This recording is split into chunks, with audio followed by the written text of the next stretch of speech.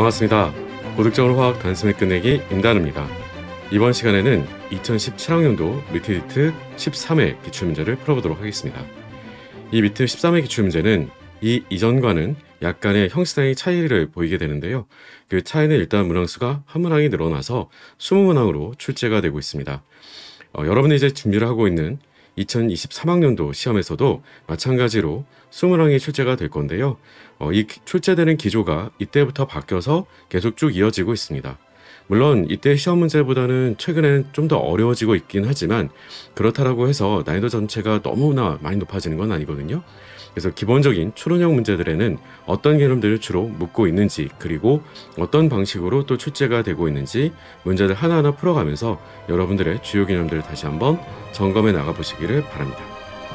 자, 기출문제를 잘 풀 수 있어야 우리가 원하는 시험에서도 고득점을 잘 얻을 수가 있겠죠. 자, 지금부터 하나씩 문제 풀어가면서 여러분들과 함께 점검해 보도록 할게요. 지금 시작합니다.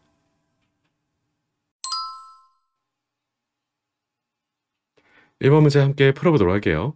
다음은 원자 질소의 바닥 상태와 들뜬 상태의 전자 배치를 나타낸 것이다 라고 제시가 되어 있고요.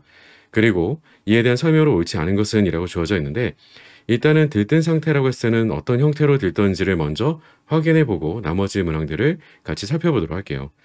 자, 들뜬 상태라고 제시가 되어 있었던 질소 스타에 해당되는 전자 배치를 가서 보니까 이렇게 좀 달라진 걸 보여주고 있네요.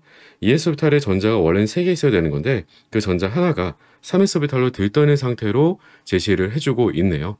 자, 이를 서로 비교하면서 질문을 주고자 하는 것 같죠? 자, 선택지 보면서 하나씩 문제 풀어보도록 할게요.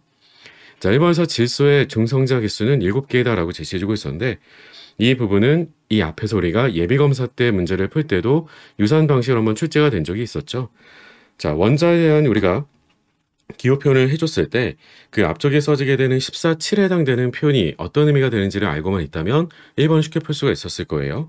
잘 알고 있는 대로 우리는 질량수가 14였던 거고요. 그러면 그 질량수에다가 바로 우리는 중성자수하고 양성자수, 즉 원자 번호가 돼주는 7을 더해준 결과라고 하는 걸 알고 있을 거예요. 따라서 중성자 개수는 7개, 마찬가지로 양성자 개수도 7개, 원자 번호가 곧 양성자 개수다라고 했던 것. 그리고 질소는 상자기성이다 라고 했는데, 질소나 질소 스타 모두가 다 바로 상자기성이죠. 홀전자가 존재를 하고 있기 때문에 둘 모두 다가 바로 홀전자 개수는 몇 개씩 있니? 라고 하는 거냐면 들뜨거나 들뜨지 않거나 모두가 다 마찬가지였죠. 홀전자 개수는 둘 모두 다 해서 바로 3개로 존재를 하게 돼요. 따라서 덕분에 우리는 상자기성이다 라고 하는 건 맞는 말. 다만 4번에서는 질소와 질소 스타의 원자 크기를 서로 비교했을 때 이건 말이 안 맞겠죠. 왜냐면 원자과 전자가 들어있는 오비탈의 크기를 서로 비교해주면 될 건데, 그 오비탈의 크기를 비교했을 때 바로 질소는 바닥 상태였기 때문에 ES 2p 오비탈이었어요.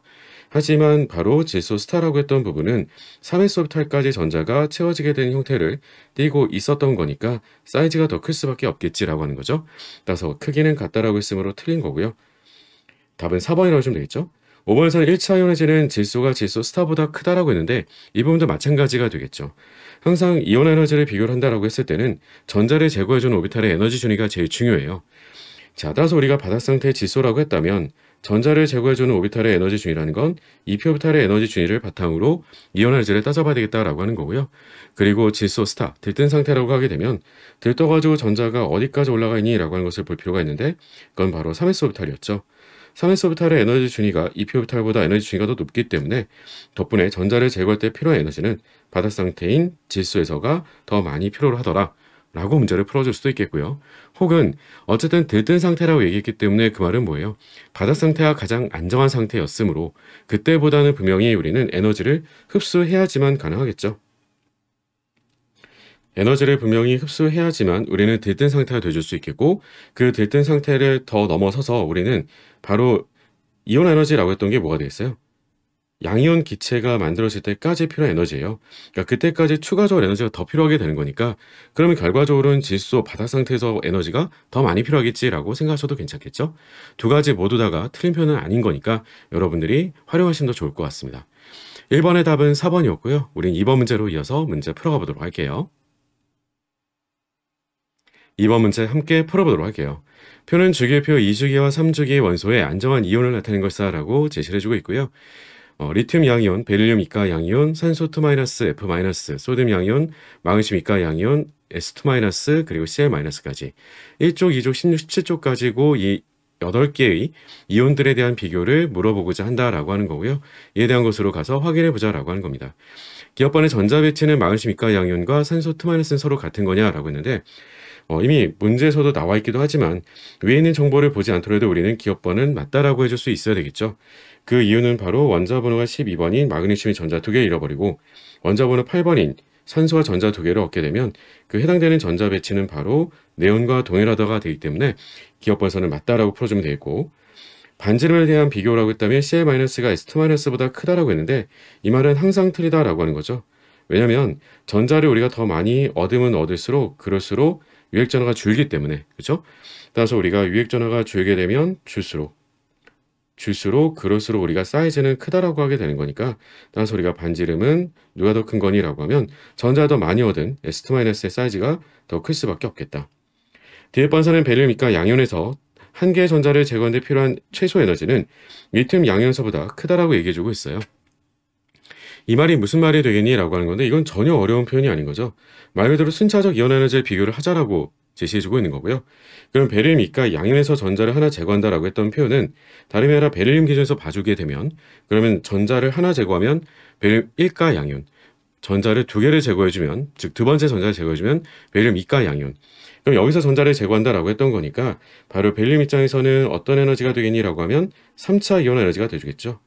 그리고 그 값을 누가 비교한 거니라고 하면 바로 리튬에 해당되는 우리가 2차 이온 에너지를 가지고 비교로 질문 주고 있구나라고 하는 거죠. 항상 그러하지만 순차적 이온 에너지는 떼면 뗄수록 더 어려울 수밖에 없어요. 따라서 우리가 바로 베릴륨에서가 리튬에서보다 더 큰 에너지를 필요로 하더라. 보다 크다가 됐으므로 디귿번은 맞다. 따라서 답은 기업번, 디귿번, 답은 5번 이렇게 풀으시면 되겠죠. 쉽죠? 물론 이 경우에 우리가 그 전자 배치라고 하는 것을 잘 생각해보면 사실 헬륨의 전자 배치랑 동일한 상태잖아요. 그러니까 동일한 전자 배치 상태에서 유액전화가 더 크다라고 하는 건 원자 번호가 더 큰 베릴륨이 되는 거니까 그만큼 더 많은 에너지를 필요로 하겠지라고 하는 것도 괜찮겠고요. 다음과 같이 순차적 이온 에너지를 비교로도 비교해줘도 괜찮겠다라고 하는 겁니다. 아시겠죠? 이번의 답은 5번이었고요. 우리는 이어서 3번 문제로 풀어가 보도록 할게요.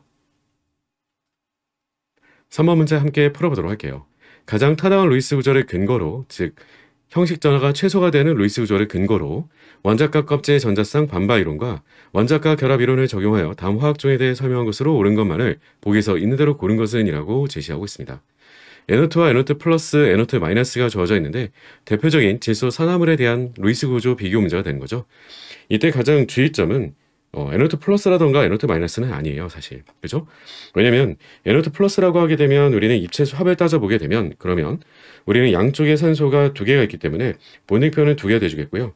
그리고 남은 전자가 있을 거냐라고 하는 건데 남은 전자는 양쪽의 결합의 전자를 2개씩 사용하고 나면 하나가 남아야 될 텐데 다음과 같이 우리한테는 바로 플러스 1가의 양이다라고 제시를 해주고 있었기 때문에 남은 전자 하나가 날아가게 된 거죠. 따라서 우리는 롬페어가 없는 2 플러스 제로의 선형 구조가 되겠고요. 그에 반해서 NO2-가 돼주게 되면 어떻게 우리가 얘기해 줄 수 있어 라고 하면 일단 입체 수합은 2 플러스까지는 똑같이 가겠죠. 하지만 전자 하나 남은 상태에서 전자 하나 더 얻었기 때문에 우리는 홀전자가 있는 게 아니라 바로 롬페어가 한 쌍 있는 것으로 봐줄 수 있어야 되겠다. 따라서 2 플러스 1에 해당되는 구분형 구조가 되겠지라고 하는 거죠. 자, 이에 대한 부분들을 기반으로 해서 우리는 기본적으로는 원자과 결합 이론 혹은 원자과 껍질 전자쌍 반발 이론에 따라서 결합각을 일단은 먼저 비교로 쉽게 제시해 줄 수 있을 거예요. 2 플러스 제로였던 결합각은 잘 알고 있는 대로 180도가 되겠죠. 자, 그에 반해서 2 플러스 1이라고 했었던 우리 구분형이다라고 하게 되는 롬페어가 한 쌍 있게 되면 기본적으로 그 합이 3이 되는 거니까 기본적인 우리가 바로 기하구조 평면삼각형이 110도를 기준으로 봤을 때 한쪽이 결합이 아닌 롬페어로 들어가기 때문에 반발이 더 크게 되겠고 반발이 더 클수록 우리는 결합각은 상대적으로 더 작다 이렇게 얘기를 했던 거죠. 자, 그에 반해서 NO2는 약간 좀 다른 독특한 부분이 있었던 거잖아요. 왜냐면 NO2 같은 경우는 앞서서와 마찬가지로 따져볼 수 없는 게 아니고요. 따져볼 수 있어요. 다만 양쪽이 이중결합이 아니라 한쪽은 이중결합에서 단일결합으로 결합수를 줄여줘야 되겠다라고 하는 게 되겠죠. 그 이유는 옥텟을 초과하기 때문에 그렇습니다. 덕분에 어쨌든 바로 그 입체수의 합이다라고 하는 것은 2 플러스 1의 형태를 띠기는 한다는 거죠. 근데 문제는 그 2 플러스 1의 형태라고 하는 것이 좀 독특한 면이 있더라라고 하는 건데, 그 1에 대한 부분, 그 1이 사실상 우리가 롬페어를 가지고 얘기하자라고 하는 게 아니고요. 이 1은 다름이 아닌 홀전자를 뜻하는 게 되겠지라고 하는 거죠. 그래서 홀전자 같은 경우는 우리가 결합 전자 쌍보다도 반발 더 약하다 보니까 어떻게 결합각을 설명해 줄 수 있어야 될까라고 하면, 그 결합각이 기본적으로 모두가 결합이 되고 있었던 베이스도를 기준으로 봤을 때 그보다는 결합각이 우리가 크더라라고 얘기해 줘 있지라고 하는 거죠. 앞서도 언급해 드린 것처럼 반발이 홀전자이기 때문에 작다는 거였어요. 이것만 주의한다면 여러분들이 문제를 푸는 것 자체는 크게 어렵진 않겠다라고 하는 거죠. 자, 기업법부터 하나씩 비교해서 보고요. 정 필요하다면 루이스 구조를 그리는 것까지도 고려해 보도록 할게요. 자, 기업법에서는 NO2는 구분형 구조가 되는 게 맞는 거니? 라고 했으니까 바로 구분형 구조는 맞는 말이죠. 홀전자가 있더라도 어쨌든 우리가 구부러진 건 맞아요. 2 플러스 1이기 때문에. 따라서 기업번은 맞다. 니은번에서는 그러면 NO2 플러스에서 질소의 혼성 오비탈은 이라고 물었는데, 입체수 합이 2 플러스 제로였기 때문에 그 구조가 선형 구조였었고, 해당되는 선형 구조의 중심 원자의 혼성 오비탈을 가지고 물어본 거니까 양쪽으로만 우리가 결합이 있으므로 혼성되는 오비탈의 개수는 2개가 필요한 거잖아요. S 하나, P 하나. 따라서 우리는 니은번도 맞다. 마지막 디귿번에서는 결합각을 비교로 물어봤었는데 NO2-하고 NO2하고 비교로 물어보게 된 거죠. 앞서도 강조를 드린 것처럼 기본적인 결합각인 베이스도를 기준으로 보게 되면 베이스도보다 더 작다라고 하는 게 NO2-고요. 그리고 NO2보다도 크다라고 하는 것, 즉 NO2는 베이스도보다 더 크다라고 얘기를 했던 거잖아요. 따라서 디귿번은 맞다라고 봐줘야 되겠죠. NO2-가 NO2보다 크다? 아닌 거죠. 예, 국어적으로 말이 틀린 거죠. 그러니까 NO2가 더 큰 거라서 보다 크다라고 했으니까 이 말은 틀린 거라서, 따라서 답은 우리가 4번이라고 풀어주시면 되겠죠. 국어가 더 어려운 것 같죠. 자, 루이스 구조를 다시 한 번만 좀 강조를 드려보게 되면 NO2는 여러분들이 반드시 꼭 암기를 좀 해두실 필요도 있는 거예요. 그러니까 질소를 중심으로 두고 한쪽은 산소가 이중결합으로 연결되는 건 맞아요. 산소가 16쪽인 거니까. 나머지 하나의 산소도 16쪽이라서 이중결합 그리고 싶었는데 안 되는 건 우리가 바로 이 홀전자 하나 남기 때문에 이중결합이 되시면 질소는 옥텟에 초간다는 거예요. 근데 그렇게는 존재를 못한다는 데 있다는 거죠. 그러다 보니까 결합전자쌍을 다른 한쪽의 산소 쪽으로 넘겨주게 되면 다음같이 바로 산소의 혁산하는 마이너스 1이 되겠고요. 그리고 중심 원자인 질소는 플러스 1의 혁산을 갖게 되겠고, 나머지 하나의 산소는 이중결합으로 결합이 되어 있기 때문에 옥텟도 만족이 돼주고, 그리고 결합수가 2개였으므로 형식전화도 우리가 0으로 쉽게 예측이 가능하겠지라고 하는 거죠. 어차피 전체가 중성인 거니까. 이런 분자 구조다라고 하는 것을 반드시 꼭 기억은 해두시기를 좀 당부를 드립니다. 아시겠죠? 자, 3번의 답은 4번이었었고요. 우리는 이어서 4번 문제 바로 풀어가 보도록 할게요. 4번 문제 함께 풀어보도록 할게요. 그림은 이원자 분자 B2, C2, N2의 일반적인 분자궤도 함수의 에너지 준위 일부를 나타낸 것이다 라고 주어져 있고요. 물론 그 일부라고 하는 건 이제 원자과 전자로 구성되어 있는 분자 합탈에 대한 것들을 나타낸 거지 라고 하는 거죠. 자, 아래쪽에는 위의 그림에 근거하여 바닥 상태의 B2, C2, N2에 대한 설명으로 옳은 것만을 보기서 N대로 고른 것은? 이라고 질문 주고 있습니다. 자, 여기는 위에 있는 에너지 준위 도표를 보는 건 사실상 시간 낭비가 되겠지라고 하는 거죠. 우리한테는 B2, C2, N2에 해당되는 기본적인 원자과 전자 수의 합을 바탕으로 문제를 풀어가주면 될 거다라고 하는 거죠. 원자과 전자 수의 합이다라고 하는 것이 왜 중요했던 건지는 잘 알고 계실 거예요. 다음같이 원자과 전자 수의 합을 서로 비교로 생각을 해보게 되면, 그러면 사실 질소 같은 경우는 5개씩 2배가 되는 거니까 10개잖아요. 10개라고 하는 게 왜 중요했던 거니라고 하면 암기를 당부를 드렸던 거니까, 그 덕분에 우리는 바로 N2의 차수가 3차이구나 라고 바로 얘기해 줄 수 있겠다라고 하는 거고요. 그에 반해서는 우리가 C2는 전자가 2개 부족한 거니까 8개, B2는 전자도 2개 부족한 거니까 6개가 되겠고요. 덕분에 전자가 결합성 오비탈에서 2개씩 빠진다는 건 차수로서는 1차씩 빠지는 게 되겠죠. 따라서 B2는 1차, 당연히 C2는 우리가 2차, 그리고 N2는 3차 이렇게 되겠고요. 여기다 또 한 가지 특별했던 부분 가운데 하나는 바로 전자 배치가 되겠죠. 호모의 전자 배치를 따져보자 라고 하게 되면, 그 호모의 전자 배치가 B2 같은 경우는 파이피의 전자가 2개까지만 채워져 있는 상자기성이 되겠고, C2 같은 경우는 그 파이피의 전자가 4개까지 반자기성, 그리고 호모가 N2는 그 위쪽에 있는 오비탈이 되겠죠. 흔히 N2형이라고 해서 원래는 시그마하고 파이 순서가 뒤바뀐 거잖아요. 그래서 시그마 EP까지 전자가 2개까지 채워져 있는 게 바로 N2가 되겠다라고 했던 거죠. 이 정도가 여러분들의 기본적인 내용으로 기억을 하고 계셔야 되겠고, 이를 바탕으로 문제를 바로 풀어가면 되겠지라고 하는 겁니다. 자, 기업번에서는 B2는 반자기성이다라고 했으니까 보자마자 틀린 거죠. 어느 회사는 가장 중요하기도 했었던 거였어요. 상자기성이 돼주겠고, 우리가 상자기성이 돼주는 또 한 가지의 분자가 어떤 게 있겠니라고 하면 중성의 동해 이원자 분자라면 O2가 있기도 하겠죠. O2 같은 경우는 그러니까 파이P 스타의 전자가 2개 있어서 상자기성인 거고요. 바로 파이 2P 결합성 오비탈에만 전자가 2개 있는 게 B2가 돼주겠지라고 하는 거죠. 그래서 일단 기업번은 틀렸고요. 니은번에서는 C2에서 가장 높은 에너지를 갖고 있는 전자는 파이 2P의 궤도함수에 있다. 즉 질문 자체가 전자 배치를 통해서 우리가 확인해 줬었던 바로 홈에 대한 내용을 가지고 질문 주고 있구나라고 하는 거죠. 그래서 니은번은 맞는 말. 마지막 디귿번 B2하고 N2에서 반결합성 궤도함수에 들어있는 전자의 개수는 서로 같은 거냐라고 얘기해 줬는데 당연하겠죠. 이 개수는 서로 같을 수밖에 없겠죠. 왜냐면 우리한테는 바로 B2나 N2인 경우에 전자가 쭉 채워지게 되는 데 있어서 서로의 차이가 나는 건 결합성 오비탈에 들어가 있는 전자 수에서만 차이가 난다는 거잖아요. 아까처럼 B2는 파이P까지만, 파이P의 전자 2개, 그리고 N2 같은 경우는 파이P 전자도 다 채워지고 시그마2P의 전자 2개까지 채워져 있으므로 결합성 오비탈에 들어있는 전자 수에서만 차이가 생기는 거이고요. 그럼 반결합성 궤도함수에 들어있는 전자 개수라고 하게 되면 그건 다름이 아닌 바로 시그마 ES 스타가 되겠죠. 따라서 이 시그마 ES 스타에 들어있는 전자 개수 2개는 당연히 서로 같을 수밖에 없는 거겠죠. 물론 그게 B2, C2, N2 모두 다 마찬가지가 되기도 하겠고요. 따라서 우리가 디귿번은 맞다. 따라서 답은 니은번, 디귿번이 맞는 거니까 답은 6번 이렇게 풀으시면 되겠죠.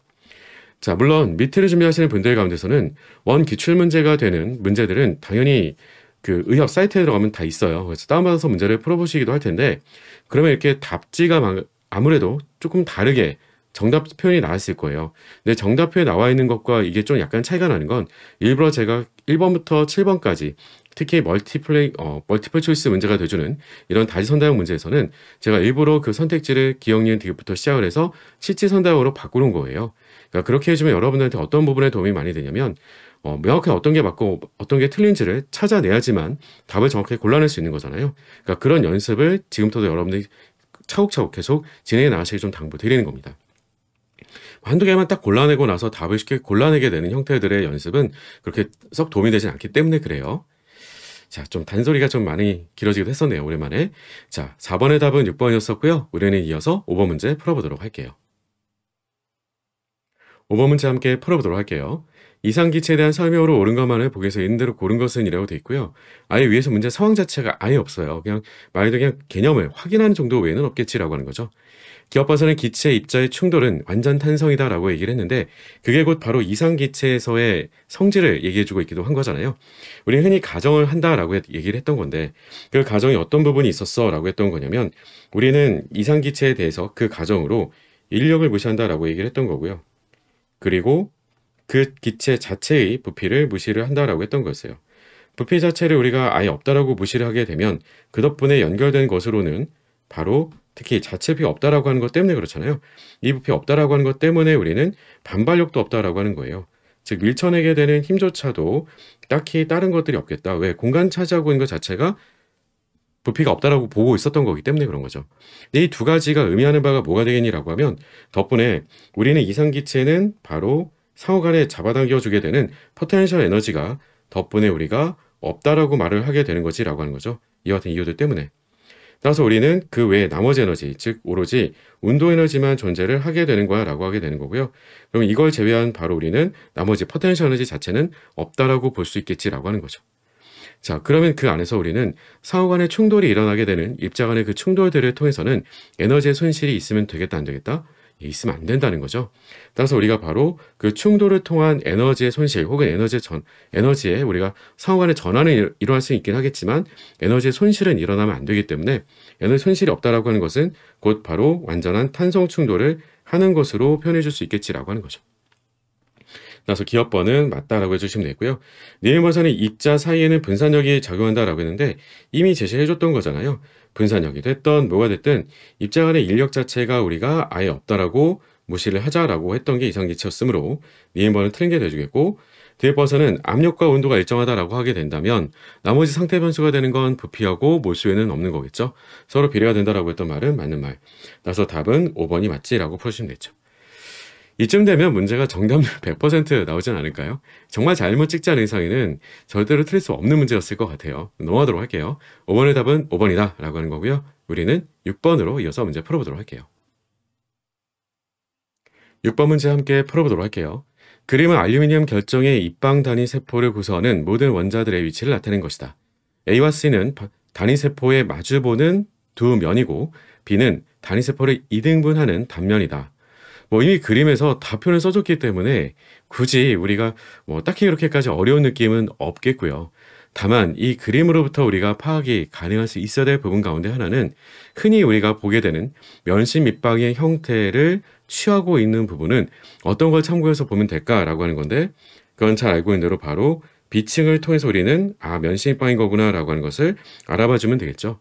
왜냐면 이 세 개의 A, B, C층이라고 하는 게 계속 무한히 반복되고 있는 단위세포를 나타내주고 있었기 때문에 일종의 단위세포를 우리가 보게 되는 형태에서 반만 잘라서 아래쪽으로 이렇게 옮겨놓고 단위세포라고 묶어서 보여주고 있는 느낌을 주고 있는 거잖아요. 그러니까 제 말의 표현은 이런 거예요. 이걸 그림을 여러분들이 직접 그려갈 필요는 절대로 없어요. 이렇게. 무슨 말이야 라고 하면 2분의 A만큼 위로 더 그려보는 거예요. 마찬가지로 이 똑같은 길이로 그려주는 데 있어서 저는 복사해서 옮겨가면서 이제 그려보도록 할 건데, 자, 이 각각의 꼭지점 위치로부터 우리는 그러면 옮겨가면서 그려보자 라고 하는 거죠. 똑같은 길이대로 우리가 2분의 2대로 그대로 위로 옮겨가지고 하나씩을 더 그려보게 되면 그럼 어떤 것을 볼 수 있겠니? 라고 하는 건데요. 그런 덕분에 다음같이 우리는 연결해주고 그리고 연결해주는 것을 통해서 바로 각각의 그 자리들이 좀 전에 우리가 비층에서 봤던 것과 똑같은 형태로서 다시 한번 연결해서 볼 수 있다는 거잖아요. 너무 길이가 좀 짧았나요? 2분의 2가 조금 짧은 느낌도 주네요. 위로 조금만 올려놓고 아래쪽이 연결이 돼 있다라고 봐두도록 할게요. 자, 그러면 다음같이 우리가 바로 비층에 해당되는 우리가 입자들하고 같은 방식으로 우리가 위치들을 표시를 가져가 보게 되면 이건 어떨까요? 어차피 이 단위세포는 다음 같은 별들이 계속 무한히 반복이 된다라고 했던 거니까 이렇게 보게 되면 그러면 이건 우리가 아래쪽에 즉 B층에 해당되는 것으로부터 시작을 해서 우리가 위쪽에 B층이 다시 한번 반복되고 있는 형태의 정육면체를 기준으로 보자라고 하게 된다면 그럼 그 기하 구조는 즉 그 단위세포는 바로 면의 중심이 반복적으로 주어지게 되는 면심입방이구나 라고 하는 것을 알아볼 수 있겠지라고 하는 거죠. 약간의 트릭만 있었던 거지 문제 자체 어려웠던 건 전혀 없었던 것 같아요. 자, 이에 대한 설명으로 옳은 것만을 보기서 있는 대로 고른 것은 이라고 주어져 있었고요. 바로 그냥 문제를 풀고 넘어가도록 할게요. 원자의 배수라고 했었는데 이건 위에서 그냥 세주면 되겠죠. 중간에 B층을 기준으로 두고 주변에 가장 가깝게 둘러싼 개수를 확인해 보면 될 텐데요. 확인해 보게 되면 위로도 4개, 아래로도 4개, 같은 층으로도 4개가 있는 거잖아요. 따라서 우리가 그 배위수라고 하는 것은 최인적 배수를 얘기를 하게 되고 12개라고 얘기를 해주면 되겠죠. 단세포당 원자의 개수는 6개가 될 거니라고 했는데 이 말도 틀린 말이잖아요. 그 개수는 우리는 바로 8분의 1개씩 꼭지점 자리들마다 우리가 바로 8개가 있고요. 그리고 면의 중심이다라고 한 것을 확인을 해볼 수 있었던 거니까 2분의 1개씩 우리가 바로 6면을 통해서 들은 입자의 개수를 파악할 수 있겠다라고 하는 거죠. 따라서 덕분에 우리는 그 개수가 4개구나 라고 하는 것을 알 수가 있겠고, 원자 사이 최단 거리다라고 했던 것은요. 하나의 면에서 즉 단세포의 하나의 면을 기준으로 보게 되면 그러면 대각선으로서는 서로 맞닿아서 붙어있기 때문에 반지름에 4배를 해주게 된 것은 우리가 루트 2배를 해주게 되는 대각선의 길이하고 같다라고 얘기를 해주고 있는 거고요. 자, 따라서 우리가 바로 원자 사이의 최단 거리라고 했던 게 뭐가 될까? 원자 사이의 최단 거리다라고 하는 것은요. 핵간 거리를 뜻하게 돼요. 따라서 우리가 핵간 거리가 되다 보니까 그러면 그 핵간 거리다라고 하는 것에 대한 의미는 뭐가 될까라고 하면 그쵸. 반지름의 2배가 되겠지라고 하는 거죠. 따라서 이름을 나눠주면 되기 때문에 대번은 맞는 말. 따라서 우리가 답은 기업번, 니은번 다 틀렸으니까 답은 3번이라고 골라주시면 되겠죠. 어떤가요? 쉽죠? 자, 고체 결제에 관련된 6번 문제가 3번이다라고 한 것까지 같이 풀어봤었고요. 우리는 이어서 7번 문제 바로 풀어가 보도록 할게요. 7번 문제 함께 풀어보도록 할게요. 그림은 일정 온도에서 이황화탄소와 아세톤의 혼합용에서 이황화탄소의 몰 분율에 따른 각 성분의 증기압과 혼합용액의 증기압을 나타낸 것이다. 자, 이런 형태의 그래프는 우리가 일전에 한번 본 적이 있어요. 물론 그 일전이 꽤 오래전이긴 한데 그 2005학년도 때 초창기 때 출제가 됐던 혼합용액의 증기압 곡선이 이와 같이 위로 올라가 있는, 위로 볼록하게 위로 올라와 있는, 그러니까 우리가 오목하게 아래로 내려가 있는 게 아니고요. 위로 볼록하게 올라와 있는 혼합용액의 증기압 곡선을 주고 문제로 물어봤던 적이 있어요. 그 문제에서도 풀이법이 마찬가지였지만 이렇게 우리가 곡선의 형태로 그래프가 주어지게 된다면 우리는 어떤 게 성립이 안 되겠니라고 하면 잘 알고 있는 대로 라울의 법칙은 성립이 안 돼요. 그렇죠? 이상형이 아니기 때문에. 그러다 보니까 계산은 일절 없겠구나. 계산 아니더라도 기본적으로 우리가 먼저 반드시 파악하고 읽어주고 시작해야 되는 부분들이 있겠지라고 하는 거예요. 그런 부분들은 늘 당부드리는 대로 주어져 있는 바로 몰 분율을 통해서 그 몰 분율, 즉 이화탄소의 몰 분율이 0일 때의 증기압, 그리고 이화탄소의 몰 분율이 1일 때의 증기압. 왜냐면 그게 바로 각각의 순수한 물질의 증기압을 얘기해 주게 되겠죠. 자, 따라서 여기서 주어져 있었던 물질들에 대한 것들을 얘기해 보자라고 한다면 먼저는 우리는 CS2라고 하게 된 이화탄소의 몰 분율이 0일 때 그건 곧 바로 아세톤을 뜻하는 게 되겠죠. 따라서 아세톤에 해당되는 순수한 증기압을 읽어줄 수가 있겠고 아세톤에 해당되는 순수한 증기압은 바로 250이 되겠죠. 250토르. 마찬가지로 우리는 CS2, 이화탄소에 해당되는 바로 우리가 순수한 증기압을 같이 읽어볼 수 있을 거예요. 따라서 우리가 바로 CS2에 해당되는 순수한 증기압을 가서 읽어보니까 그럼 몰 분율이 1일 때 읽어주면 되겠죠. 따라서 덕분에 바로 그 값은 350. 자, 어떤가요? 순수한 증기압은 어쨌든 바로 이화탄소가 더 큰 거예요. 더 크다라고 하는 것에 대한 의미는 뭐가 될까? 결국 그건 우리한테 인력을 비교로 물어봤다라고 한다면 인력은 아세톤이 CS2보다는 크다라고 말해줘야 되겠지라고 하는 거죠. 오케이? 그리고 혼합이 되면서 위로 볼록하게 올라가 있었기 때문에 그에 대한 해석들도 물어볼 수 있을 거예요. 자, 나머지들은 이제 아래쪽에 선택지 보면서 문제를 풀어가 보도록 할게요. 1번에서는 혼합 용액은 라울의 법칙이 만족되느냐라고 했는데 만족이 될 수 없는 거잖아요. 우리가 흔히 얘기해서 위로 볼록하게 올라와 있는 것을 양의 편차라고 하는 거죠. 양의 편차가 돼주는 실제 용액이더라라고 하는 게 되겠고요. 그 다음에는 이번선 순수한 아세톤의 증기압은 350토르가 된다라고 했는데 그렇지는 않았잖아요. 우리 이미 위에서도 읽어줬지만 바로 아세톤의 순수한 증기압은 250토르가 되는 거지 350토르가 될 수는 없어요. 그래서 2번도 틀렸다. 자, 3번선 혼합 용액에서 CS2의 몰 분율이 0.13일 때라고 얘기해주고 있었는데요. 그래프 해석에 대한 걸 가지고 질문 주고 있었던 거죠. 자, 그때 우리가 바로 아세톤과 바로 CS2에 해당되는 각각의 증기압을 읽어줄 수 있겠다라고 하는 거죠.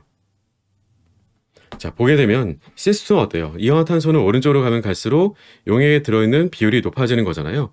그러니까 대시로 그려줬었던 우리가 바로 그래프로부터 우리는 0.13일 때가 바로 증기압이 좀 낮구나. 아세톤은 어때요? 점선과 우리가 도트하고 바로 대시가 번갈아가면서 있는 그래프가 바로 아세톤에 해당되는 증기압 곡선 그래프가 되는 거겠죠. 따라서 덕분에 다음과 같이 220에 해당되는 증기압을 갖게 되겠구나라고 하는 것을 알 수 있겠다라고 하는 거죠. 자, 그러므로 몰 분율이 0.13일 때를 가지고 보게 되면 그러면 증기에서의 아세톤의 몰 분율이라고 하는 것으로 얘기를 해주고 있는데 그 아세톤의 바로 몰 분율이다라고 하는 것은 370분의 150이 맞느냐라고 제시해주고 있는 거잖아요. 아세톤에 대한 걸 가지고 얘기를 해줬다라고 한다면 다음같이 말해줄 수 있어야 되겠죠. 0.13일 때 우리한테 바로 오른쪽에서 읽어보니까 CS2에 해당되는 바로 증기압은 150. 그리고 우리가 아세톤에 해당되는 증기압은 그대로 0.13일 때를 바탕으로 읽어주게 되면 위로 쭉 올라가서 220이다라고 하는 것을 보여주고 있는 거잖아요. 자, 220. 자, 그럼 이 둘을 더해가지고 어떻게 나눠주면 되겠다? 그쵸. 150으로 나눠주는 게 필요했겠죠. 그러면 분모는 더해줘서 370에 내주겠고요. 분자가 150이 아니라 220이죠. 왜냐면 아세톤이다라고 얘기해줬기 때문에 아세톤이면 220인 거잖아요. 그렇죠? 예, 잘못 읽었어요. 220. 자, 따라서 우리가 370분의 220이 돼주기 때문에 따라서 3번도 틀렸다라고 얘기를 해줬어야 되겠죠. 4번에서 분자간 인력을 가지고 비교를 물었었는데 CS2하고 아세톤하고 사이사이 바로 분자간 인력은 아세톤은 다음과 같이 우리가 바로 분자간 인력을 따져주는 데 있어서 순수한 증기압에 대한 비교로부터 답을 연결해주면 되겠지라고 하는 거죠. 따라서 4번에서는 다음과 같이 아세톤이 우리가 CS2보다는 크다라고 해줘야 되는데 아세톤보다도 크다라고 했으니까 이 말도 틀린 말이 되겠죠. 5번에서는 그러면 분자간 인력은 CS2 아세톤이 CS2 CS2끼리의 바로 혹은 아세톤과 아세톤 사이의 평균값으로 보다도 평균값보다도 작다라고 얘기를 해주고 있었던 거네요. 이 말이 맞겠니라고 하는 건데 네, 이 말은 맞는 말이 돼주겠죠. 왜냐면 혼합이 돼주면서 어떤 일이 벌어졌기 때문에 그러니라고 하는 건데 혼합이 돼주면서는 그래프가 위로 올라가 있는 즉 양의 편차가 돼져 있기 때문에 그런 거잖아요. 양의 편차라고 하는 실제 용액은 어때요? 위로도 볼록하게 올라왔다는 건 그만큼 더 증발을 잘한다가 돼주겠고요. 증발을 더 잘한다라고 하는 거니까 흡열 과정 자체로 우리가 반응을 생각할 수 있게 되겠고요. 그래서 다음같이 5번이 틀렸다라고 풀어줘야 되겠다.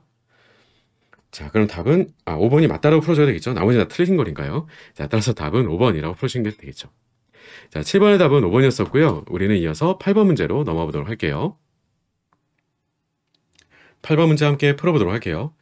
그림은 일기압에서 산소기체 분자의 표준 몰 엔트로피를 온도에 따라 나타낸 것이다 라고 주어져 있고요.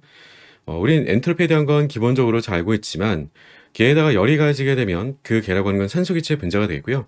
그 산소기체 분자가 따로 상전이가 일어나지 않는 기체 분자로 그대로 있다라고 한다면 그럼 그런 것 중에 하나가 예를 들면 다음 같은 그래프가 되겠죠. 개에 열이 가해지게 되면 개의 온도가 올라가게 되면서 다음같이 무질서도가 증가한다는 거예요. 당연하겠지. 그런데 우리가 다음같이 수직으로 그러면 엔트로피의 증가가 되는 것들도 있구나라고 하는 건데 그때는 도대체 뭐가 될까라고 하는 거예요. 아래쪽에 말을 보지 않더라도 우리는 파악할 수가 있어야 될 텐데 처음에는 아마도 고체 상태로 있었을 것 같아요.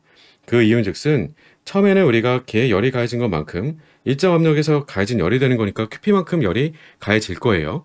가해지게 되면 엔트로피가 쭉 증가를 하다가 즉 동일한 고체 상태로서 증가를 하다가 그 주어지게 되는 열을 가지고 54켈빈에서는 모두가 다 어디다 갖다 쓰고 있는 거니라고 하면 고체상을 바로 액체상으로 바꿔주는데 전부 다 갖다 쓰고 있구나라고 보여주고 있는 거죠. 즉 수직으로의 우리가 바로 엔트로피 변화라고 했던 것은 다음같이 우리한테 상전이를 나타내주고 있구나라고 하는 것을 보여주고 있는 거고요. 마찬가지로 그러면 액체상으로 있었던 우리가 바로 산소 분자에 대한 부분들은 90켈빈에 도달하게 되니까 그때 온도부터는 가해지게 된 열을 가지고 어디다 갖다 쓴 거니라고 하면 전부 다 기체 상태로 바꿔주는 데 갖다 쓴 거지라고 하는 거예요. 따라서 우리가 바로 두 번의 상전이가 일어나고 있었던 걸 보여주고 있구나. 따라서 우리한테는 수직으로 바뀌어지게 되는 부분들이 마치 가열곡선에서 가로축으로 우리가 즉 Y축에다가 온도를 둬서 가로로서 온도 변화가 없는 구간을 보여주고 있었던 것처럼 다음에서 온도 변화가 없다라고 하게 되면 그때가 곧 바로 상전이 과정을 보여주고 있구나라고 하는 거죠. 자, 그럼 그 상전이 과정이 두 가지가 될 텐데 그 두 가지 상전의 과정은 하나는 용융이 되겠고요. 즉 고체에서 우리가 액체가 되는 용융 과정이 되겠고 또 다른 하나는 바로 위에서와 같이 바로 증발 과정 혹은 기화 과정에 해당되는 게 되겠죠. 그럼 기화 과정에 해당되는 우리가 엔트로피 변화도 파악할 수가 있겠고 우리가 용융 과정에 해당되는 바로 엔탈피 변화도 파악할 수가 있는 건데 그럼 그를 통해서 우리는 나머지 하나가 돼주는 엔탈피 변화도 파악이 가능하겠니? 라고 했을 때는 당연하지 라고 갖고 올 수 있어야 된다는 거죠.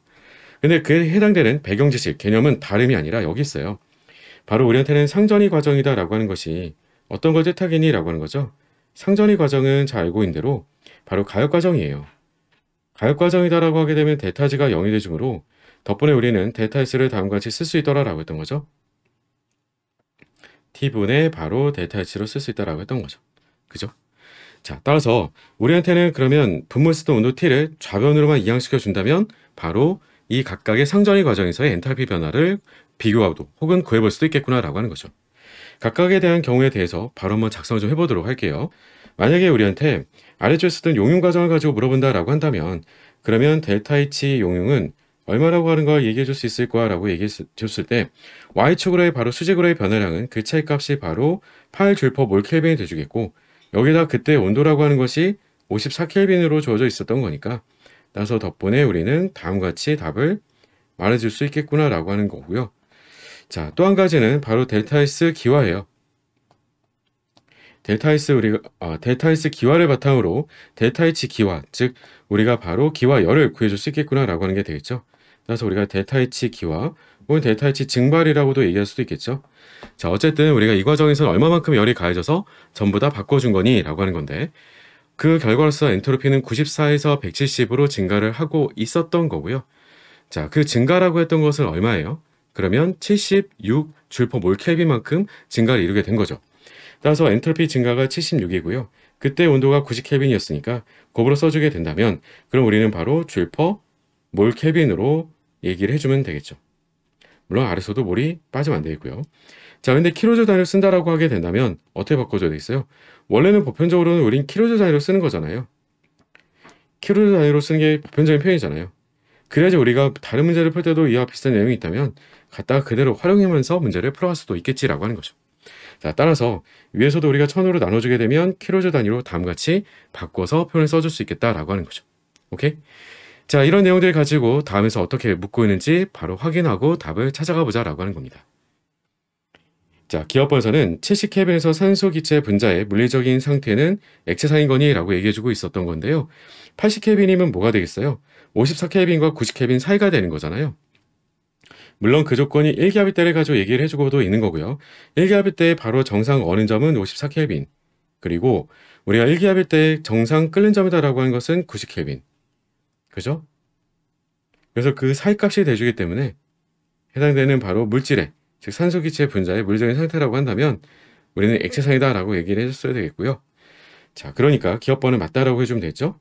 니은번에서는 A에서 B로 바뀌는 과정에서 자유에너지 변화는 0보다 작다라고 얘기를 했는데 이 말은 안 되겠죠. 가장 위에서 제가 먼저 개념으로 강조를 드린 부분이기도 했었는데 가역 과정이다라고 하는 거잖아요. 가역 과정은 델타 G가 0이 되는 과정인 거죠. 따라서 우리가 니은번은 틀리게 되는 거겠죠. 디귿번에서는 끓는 점에서 라고 했을 때 끓는 점에서 O2 기체 분자의 표준기 엔탈피라고 얘기를 하게 될 부분은 90 곱하기 76으로 말해주면 되겠니? 라고 했던 건데 물론 그걸 1000으로 나눠줘서 킬로줄 단위를 써주는 게 더 명확한 표현이지만 뭐 이 정도 썼다고 해서 틀릴 건 없을 거예요. 따라서 답은 기역번, 디귿번, 답은 5번이라고 푸시면 되겠죠. 어때요? 문제 쉽죠? 자, 다음 문제 9번 문제로 넘어가서 문제 이어서 풀어가 보도록 할게요.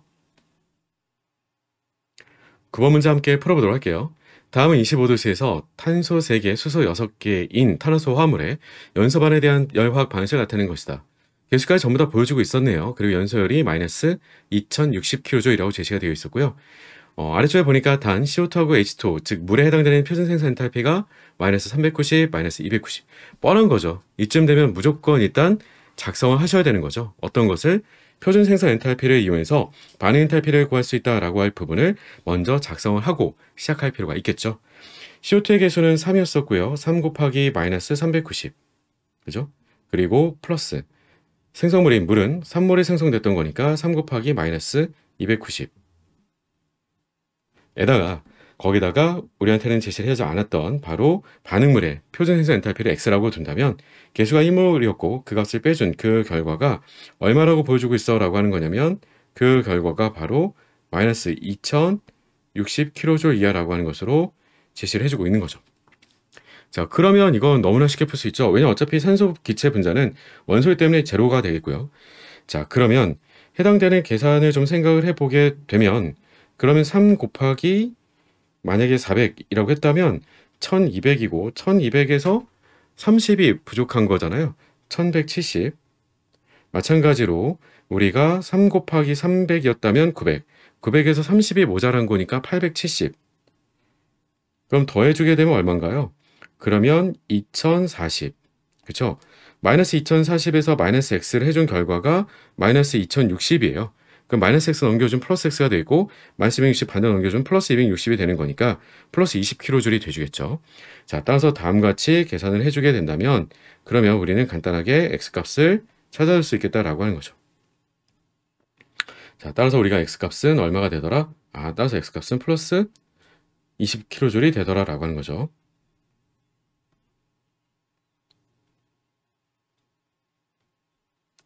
자, 이에 대한 설명으로 옳은 것을 보여서 인대로 고른 것은 이라고 했기 때문에 뭐 다른 것들을 볼 건 아닐 것 같아요. 바로 문제를 이어서 풀어보도록 할게요.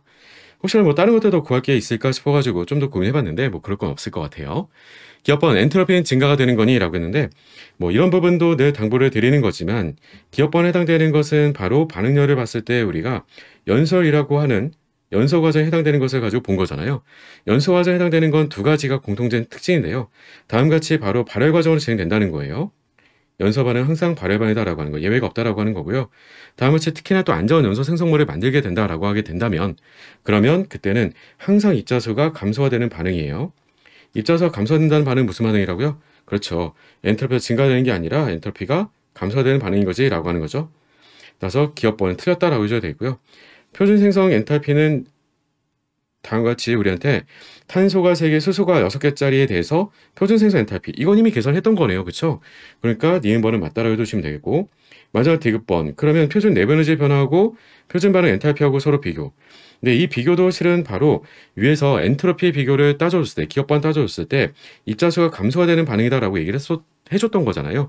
그를 바탕으로 따져주면 되겠죠. 왜냐면 우리는 잘 알고 있는 대로 델타 H라고 하게 되는 반응 엔탈피는 어떻게 등식 관계로 쓰겠어요?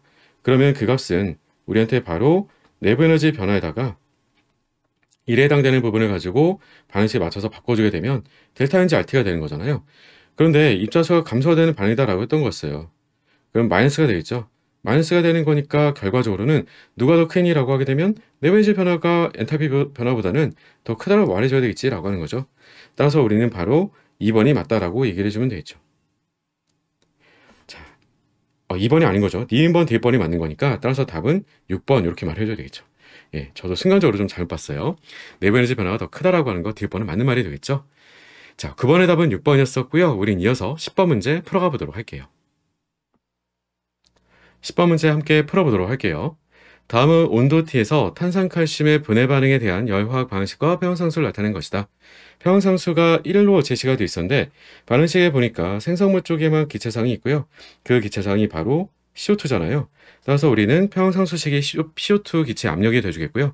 그 값이 곧 바로 1이 되는 게 평형상태를 보여주고 있구나 라고 하는 게 되겠고 델타 H는 178kJ 그리고 델타 S는 163J/Kelvin으로 주어져 있어요.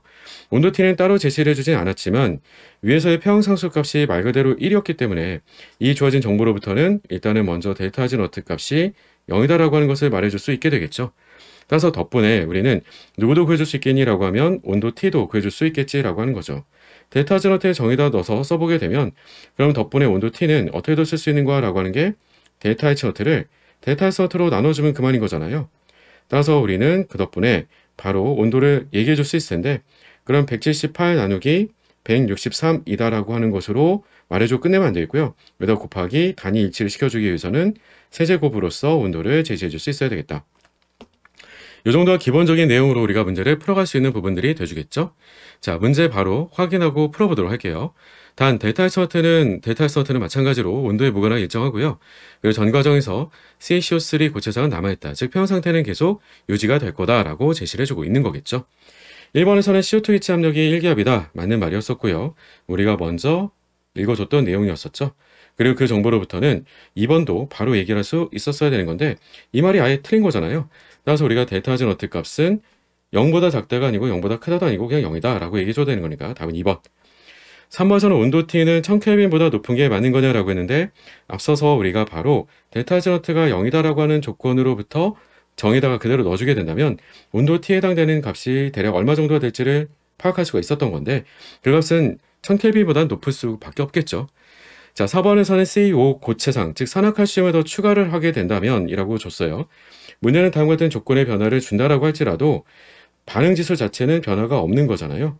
반응지수는 변화가 없기 때문에 평형이동은 없어요. 그러니까 CO2 기체 압력도 당연히 변화는 없게 되겠지라고 하는 거고요. 자, 문제는 5번에 대주겠죠. 5번에서도 마찬가지로 개의 변화를 주긴 했어요. 부피가 2분의 V로 줄여주게 되는 조건의 변화를 준다면 평형 상태라고 했을 때 그 평형에서라고 하는 게 새로운 평형 상태가 되겠죠. 따라서 우리가 평형 이동이 일어난다는 얘기예요. 평형 이동은 입자수가 감소되는 방향으로 우리는 반응이 우세하게 진행이 돼주겠고 그 방향이다라고 하는 것은 당연히 역반응이 돼주겠고 그럼 역반응이 진행돼주면서 그 주요한 특징 가운데 하나는 뭐가 되겠니? 라고 하는 건데요. 부피가 절반 준 것처럼 몰수도 절반 줄어야 된다는 거예요. 따라서 바로 CO2 기체의 몰수가 우리가 절반으로 줄어들게 된 결과로서 누구는 바로 CO2 기체의 압력은 고스란히 1기압을 만족을 하게 되겠지라고 하는 거죠. 자, 따라서 우리가 압력을 변하지 않는다라고 했기 때문에 맞는 말. 대신 아예 변화가 없는 건 아니라고요. 평형이동이 분명히 일어나긴 일어났을 거다라고 하는 것. 꼭 확인해 줄 수 있어야 되겠고요. 따라서 답은 2번이 정답이었다. 워낙 쉬웠던 문제였죠? 다음 11번 문제에 이어서 풀어보도록 할게요. 11번 문제 함께 풀어보도록 할게요. 다음은 AgCl 고체상의 용해와 관련된 평형 반응식이다라고 제시해주고 있고요. AgCl 고체상이 Ag 플러스 수행쌍과 Cl 마이너스 수행쌍으로 쪼개지면서 우리가 용해가 된다는 사실은 잘 알고 있죠. 그때 반의 평형상수는 KSP 2.0 곱하기 10^10제곱으로 대단히 작구나, 잘 녹지 못하는 거구나 라고 보여주고 있어요. 자, 문제는 그 다음입니다. 그 다음에 다음과 같이 그 수행성이 어쨌든 CL-는 다시 바로 수행성인 AG+랑 만나서 AGC의 수행성을 만들 수도 있는 거지라고 하는 반응식을 보여주고 있는데요. 이렇게 보여주는 나름의 이유가 있다는 거예요. 왜냐면 우리는 잘 알고 있는 대로 이 곡물 안에 만약에 CL-가 아주 많이 존재하게 된다면 그 CL-랑 계속 더 결합을 해줘서 어떤 것까지도 만들어줄 수 있겠니? 라고 하는 거냐면 AgCl2-라고 하게 되는 착연까지도 우리가 만들어낼 수 있지 않는가라고 하는 거고요. 그 두 가지까지 고려해주게 된다면, 즉 착연 형성반에 대한 부분까지 고려해주게 된다라고 한다면, 그러면 우리가 조금 달라지는 부분도 확인해 볼 수 있겠지라고 하는 거고요. 이에 대한 내용들을 아래쪽에 물에 용해시킨 용액 1과 0.1몰 농도의 앞서 얘기했던 것처럼 NaCl 수용액, 즉 CL-가 녹아있는 수용액에서 용해시킨 용액 2에 대해서 설명한 것으로 옳은 것만을 보기서 임대로 고른 것은 이라고 주어져 있고요. 단 평형 상태에서 AgCl 고체상이 그대로 남아있다라고 제시해주고 있습니다. 일단 배경 지식에 관련된 부분 먼저 하나 간단하게 확인해보고 나머지 내용들을 이어서 보도록 할 건데요. 그 배경 지식에 해당되는 부분이 뭐가 되겠니라고 하면 바로 Ag+하고 뒤에 CL-가 만나서 우리는 AgCl-가 된다라고 하는 것. 즉 그게 곧 바로 이 두 번째, 세 번째 반응식을 통해서 우리는 묶어서 생각해 주게 되면 그게 곧 바로 어떤 거랑 같은 거라고 했을 때는 바로 KF, 착연 형성상수랑 같더라라고 하는 것. 이런 정도는 우리가 알아봐 줄 수 있으면 더 좋겠지라고 하는 거겠죠. 물론 굳이 먼저 쓸 필요는 없겠고요. 자, 둘에 대한 용액으로 어떤 것들을 비교로 물어보고 있는지 하나씩 점검해 나가면서 풀어가 보도록 할 건데요. 기업반에서는 Ag+ 수행성의 농도를 먼저 물어봤어요. 용액 1과 용액 2에 대해서 비교로 물어봤는데 용액 1에 대한 부분은 제가 파란색으로 쓰고 답을 얘기해 보도록 할게요. 용액 1은 어차피 순수한 물에다가 AgCl 고체상을 녹여준 거였어요. 그러면 그 말은 우리가 Ag+의 농도라고 하는 것이 누구랑 똑같겠니? 라고 하는 거냐면 바로 루트에 KSP랑 같을 수밖에 없겠죠. 따라서 그때 우리는 바로 Ag+의 농도라고 하는 것이 KSP에다가 루트를 씌워가지고 답을 말해주게 되는 거니까요. 정확하게 딱 떨어지는 값으로 말해줄 수는 없을 거예요. 위에 문제에 주어져 있는 반응의 평형상수라고 하는 게 주어져 있는 게 2 곱하기 10-10제곱으로 주어져 있었던 거니까 이 해당되는 값은 얼마나 얘기할래라고 하면 바로 그 값은 2 곱하기 루트 2가 되겠죠. 루트 2 곱하기 10-5제곱 몰농도 이 정도로 얘기할 수가 있을 텐데 문제는 용액 2가 되겠죠. 용액 2는 위에서도 보여줬던 바대로 CL-가 이미 공통이온으로 얼마가 있는 용액이야라고 하면 0.1몰 농도로 녹아있는 용액이에요. 그럼 이 용액 기준에서의 바로 Ag+는 얼마만큼 녹아 나왔겠니? AgCl에서. 그러면 용해도 상수에다가 그대로 집어넣어줘서 Ag+의 농도를 구해주면 되겠죠. 즉 평형상수를 통해서 우리는 그대로 나눠줘가지고 구해주면 되겠다. 라고 하는 게 되겠고요. 덕분에 우리는 2 곱하기 10-10제곱을 얼마로? 0.1로 나눠주게 되는 거니까 위아래 0.1배를 그러니까 10배씩 해주게 되면 0점을 없애주기 위해서 따라서 덕분에 우리는 용액2에서 Ag+의 농도라고 했던 것은 2 곱하기 10-9제곱이 되겠구나. 따라서 우리가 농도 어느 쪽이 더 높겠니? 라고 하면 용액 1에서가 용액 2에서보다 월등히 더 높은 거구나 라고 하는 것을 쉽게 알 수가 있겠고 이런 효과를 우리는 공통인 효과라고 얘기를 하게 되는 거지 라고 했던 거죠. 디귿번에서는 그러면 AgCl 수행성의 농도는 두 영역에서 같은 거니? 라고 했는데요. 이 AgCl의 수행성의 농도를 쓰기 위한 반응식은 위에서 두 번째하고 세 번째 등장을 하기는 해요. 근데 두 번째를 가지고 보는 게 좀 편하지 않을까 싶은데요. 두 번째는 왜 편한 거야? 라고 하게 되면 K1이라고 했던 평형상수에 만족이 되는 평형상수식을 작성해 보자라고 해보면 그러면 우리는 반응물의 농도 분해, 즉 Ag+의 농도 곱하기 CL-의 농도 분해 우리는 해당되는 AgCl의 농도라고 작성을 해줄 수 있어야 되겠고요. 잘 알고 있는 대로 Ag+의 농도하고 CL-의 농도의 곱은 누구하고 같은 거예요? 그렇죠. 그건 바로 KSP하고 같은 거잖아요. 따라서 덕분에 우리한테는 그 해당되는 분모가 평형상수가 돼주는 KSP예요. 그래서 KSP분의 바로 AgCl의 농도를 나타내주고 있는 게 바로 K1인 거죠. 따라서 우리한테는 니은번에 해당되는 질문에 답을 해줘라고 했을 때는 어떻게 말해주면 되겠니? 라고 하는 게 그 해당되는 농도는 평형상수인 K1과 바로 평형상수인 KSP에 대한 곱으로서 나타내줄 수가 있겠다. 그 둘은 서로 같은 거다 라고 얘기해 주면 그만이겠죠. 따라서 둘에 대한 곱으로 작성해 보자라고 하게 되면 그 해당되는 농도는 따라서 얼마가 되겠니? 라고 했을 때 4 곱하기 10의 마이너스 7제곱 몰농도가 돼주겠죠. 왜냐면 K1이 2 곱하기 10의 세제곱이었으니까. 마지막 대입반선은 AgCl2-라고 했었던 착연의 농도를 가지고 물어봤는데요. 이 부분도 실은 마찬가지가 될 거예요. 어떤 배경지시 따로 더 많이 필요하다는 게 아니고요. 맨 아래 있었던 K2라고 했던 평형상수를 만족하게 되는 평형상수식을 작성해 보면 다음과 같이 쓸 수가 있겠죠. 마찬가지로 우리가 그러면 반응물분의 생성물, 반응물은 AgCl이 있었고 반응물에는 Cl-가 있는 거죠. 그리고 그 농도분에 우리는 AgCl2-가 돼주는 거죠. 이 값이 평형상수를 만족한다라고 하는 거고요. 우리는 바로 AgCl2-의 농도를 비교하자라고 얘기를 했던 거니까 일단 그 AgCl2-의 농도라고 했던 것을 어떻게 쓸 수 있겠니? 라고 하는 걸 먼저 써보도록 할게요. 그 말은 AgCl의 농도하고 Cl-의 농도하고 그대로 K2하고 곱으로 쓸 건데 이미 우리가 알고 있던 대로 AgCl의 농도라고 하는 것이 K1 곱하기 KSP였거든요. 그러니까 넘겨서 곱을 해주게 되면 바로 K2하고 곱을 써주게 된 거니까 K1 곱하기 K2 곱하기 KSP가 되겠고 여기다가 추가적으로 CL-의 농도까지 곱을 해준 그 결과가 바로 해당되는 착연 농도가 되겠구나 라고 하는 게 되겠고요. 그럼 여기서 우리가 변수가 안 되는 걸 생각해보면 평형상수는 변수가 안 되죠. 안 되고 안 되고요. 유일한 변수는 바로 CL-인데 CL-의 농도는 서로 완연히 비교가 되는 거잖아요. 그러니까 사실은 이건 계산이 아니었구나 라고 하는 거예요. 그래서 용액2가 용액1보다도 크다라고 했으니까 바로 7번도 맞다라고 풀어주는 게 되겠고요. 따라서 답은 기억, 니은, 디귿이 모두 다 맞기 때문에 답은 7번이라고 풀어주면 되겠죠. 마지막 건 진짜 계산하는 게 아닌 거죠. 위에서 우리가 기억법 문제를 풀 때 CL-의 농도는 이미 알고 있는 공통이온이란 말이에요.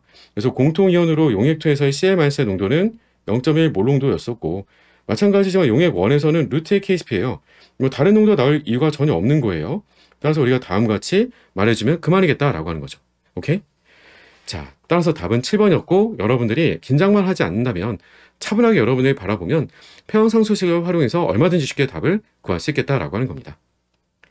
자, 다음 12번 문제로 넘어서 문제 이어서 풀어보도록 할게요. 12번 문제 함께 풀어보도록 할게요. 다음 어떤 기체상 반응에 대해 제한된 메커니즘이다.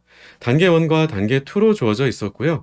그러면 항상 제일 먼저 해줘야 되는 건 어떤 거라고요? 전체 반응식부터 먼저 꼭 확인해줘야 되겠죠. 자, 그러면 전체 반응식 확인부터 먼저 보도록 할게요. 전체 반응식은 그러면 두 개의 반응식을 더해준 거니까 두 개의 더해줘야 되는 과정에서 어떤 게 주어진지를 확인해 주는 게 중요하죠.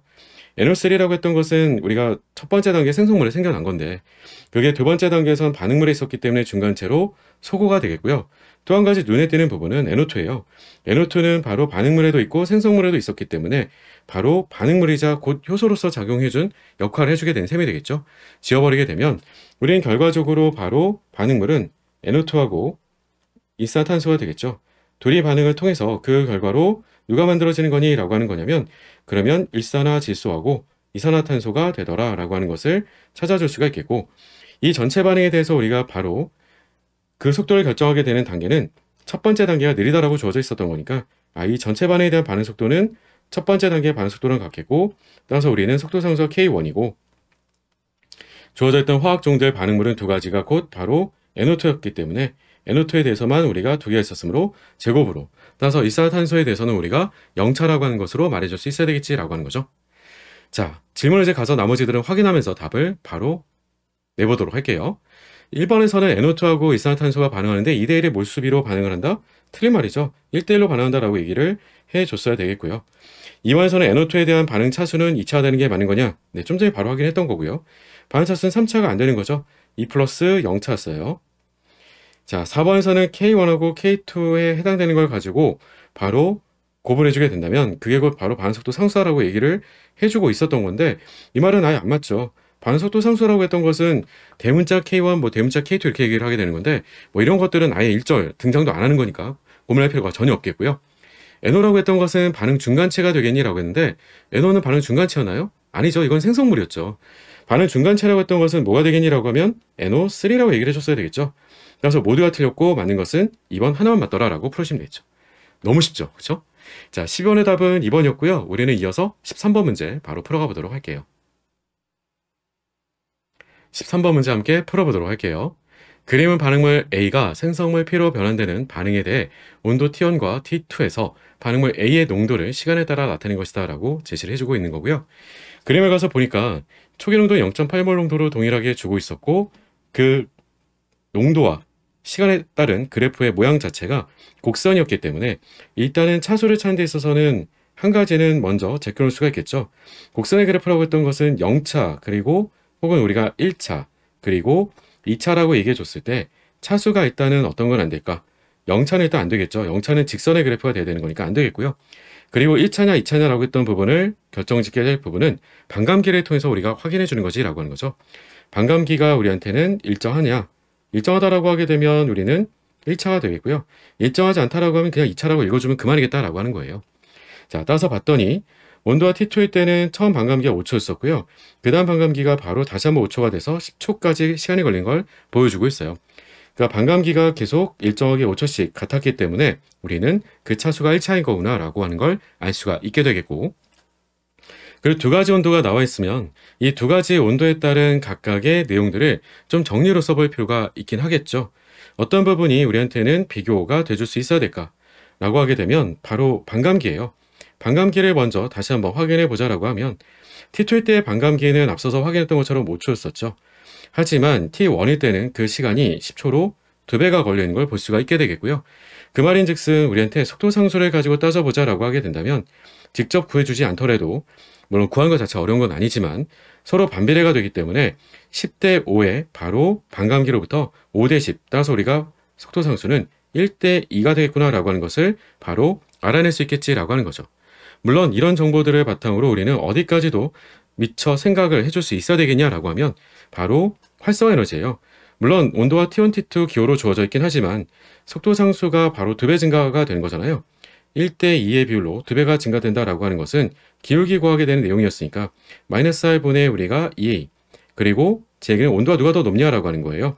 온도가 높을수록 바로 속도 상수는 더 빠른 거잖아요. 큰 거니까 T2가 바로 더 높은 온도가 돼주겠고 T1 낮은 온도가 돼주겠죠.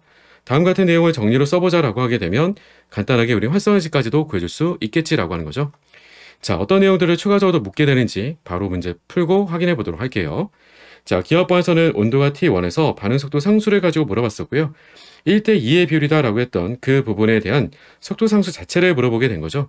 온도가 T1일 때 가지고 물어봤었기 때문에 우리가 기하학번에서의 속도 상수라고 하게 된다면 바로 반감기는 속도 상수분의 1 곱하기 ln이잖아요.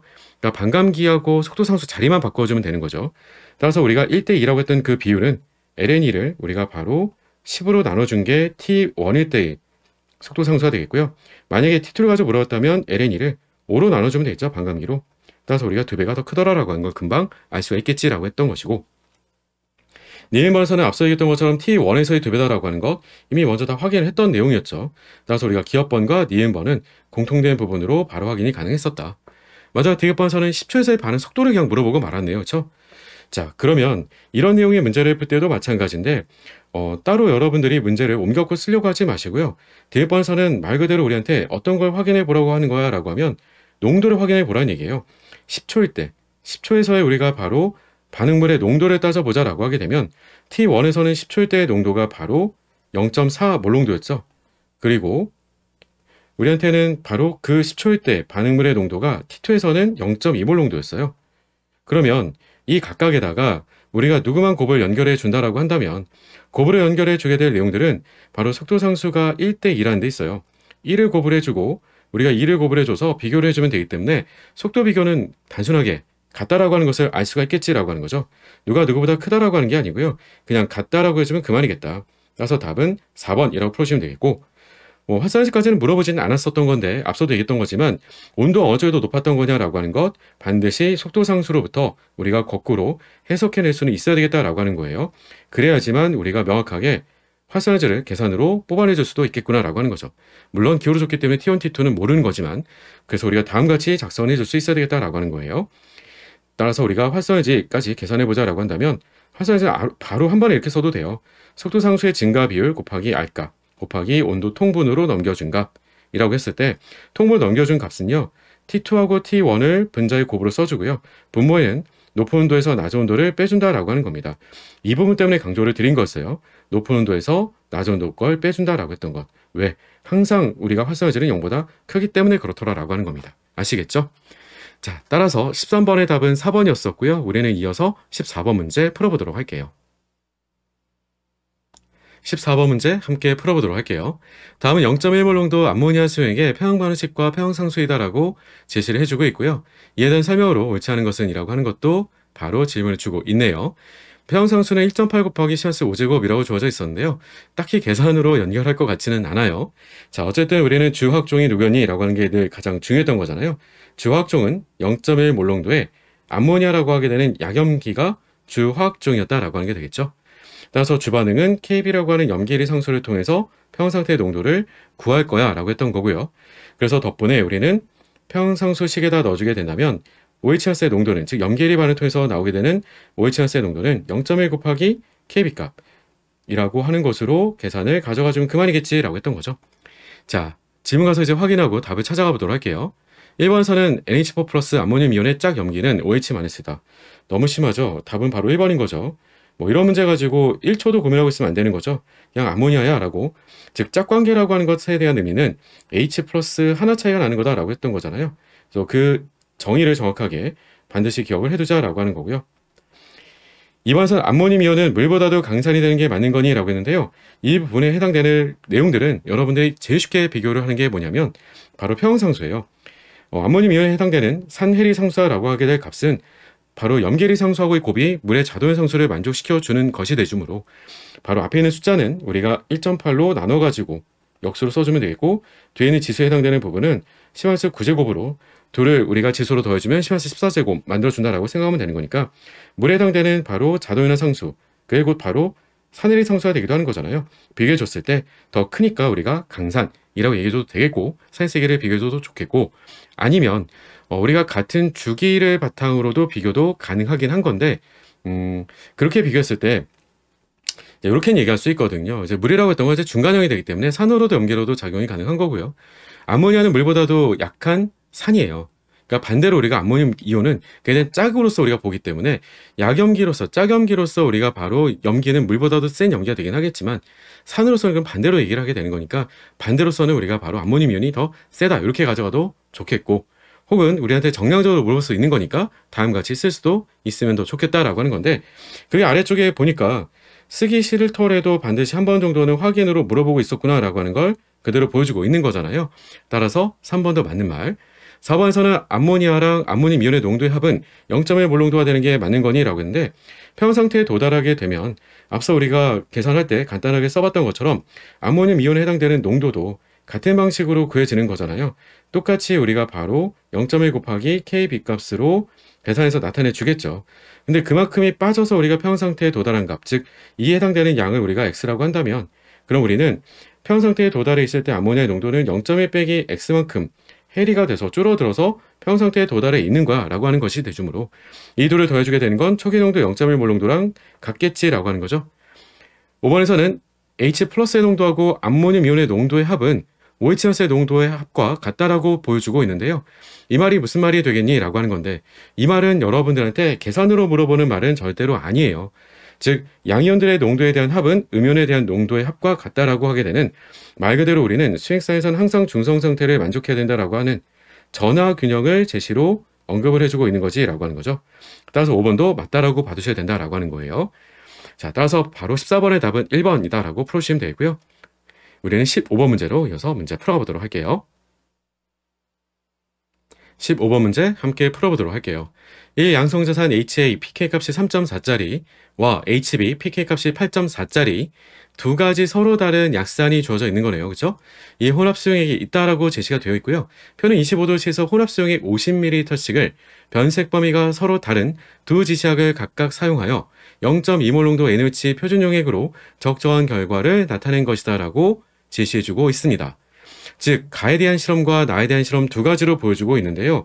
둘에 대한 우리가 산의 pK값은 각각 3.4와 8.4라고 제시해주고 있었던 것도 있지만, 기본적으로는 우리한테 제시를 해주고 있었던 게 혼합수용액 얼마에 대해서 50ml에 대해서 각각이라고 얘기해줬어요. 50m씩을 이라고 하는 것으로.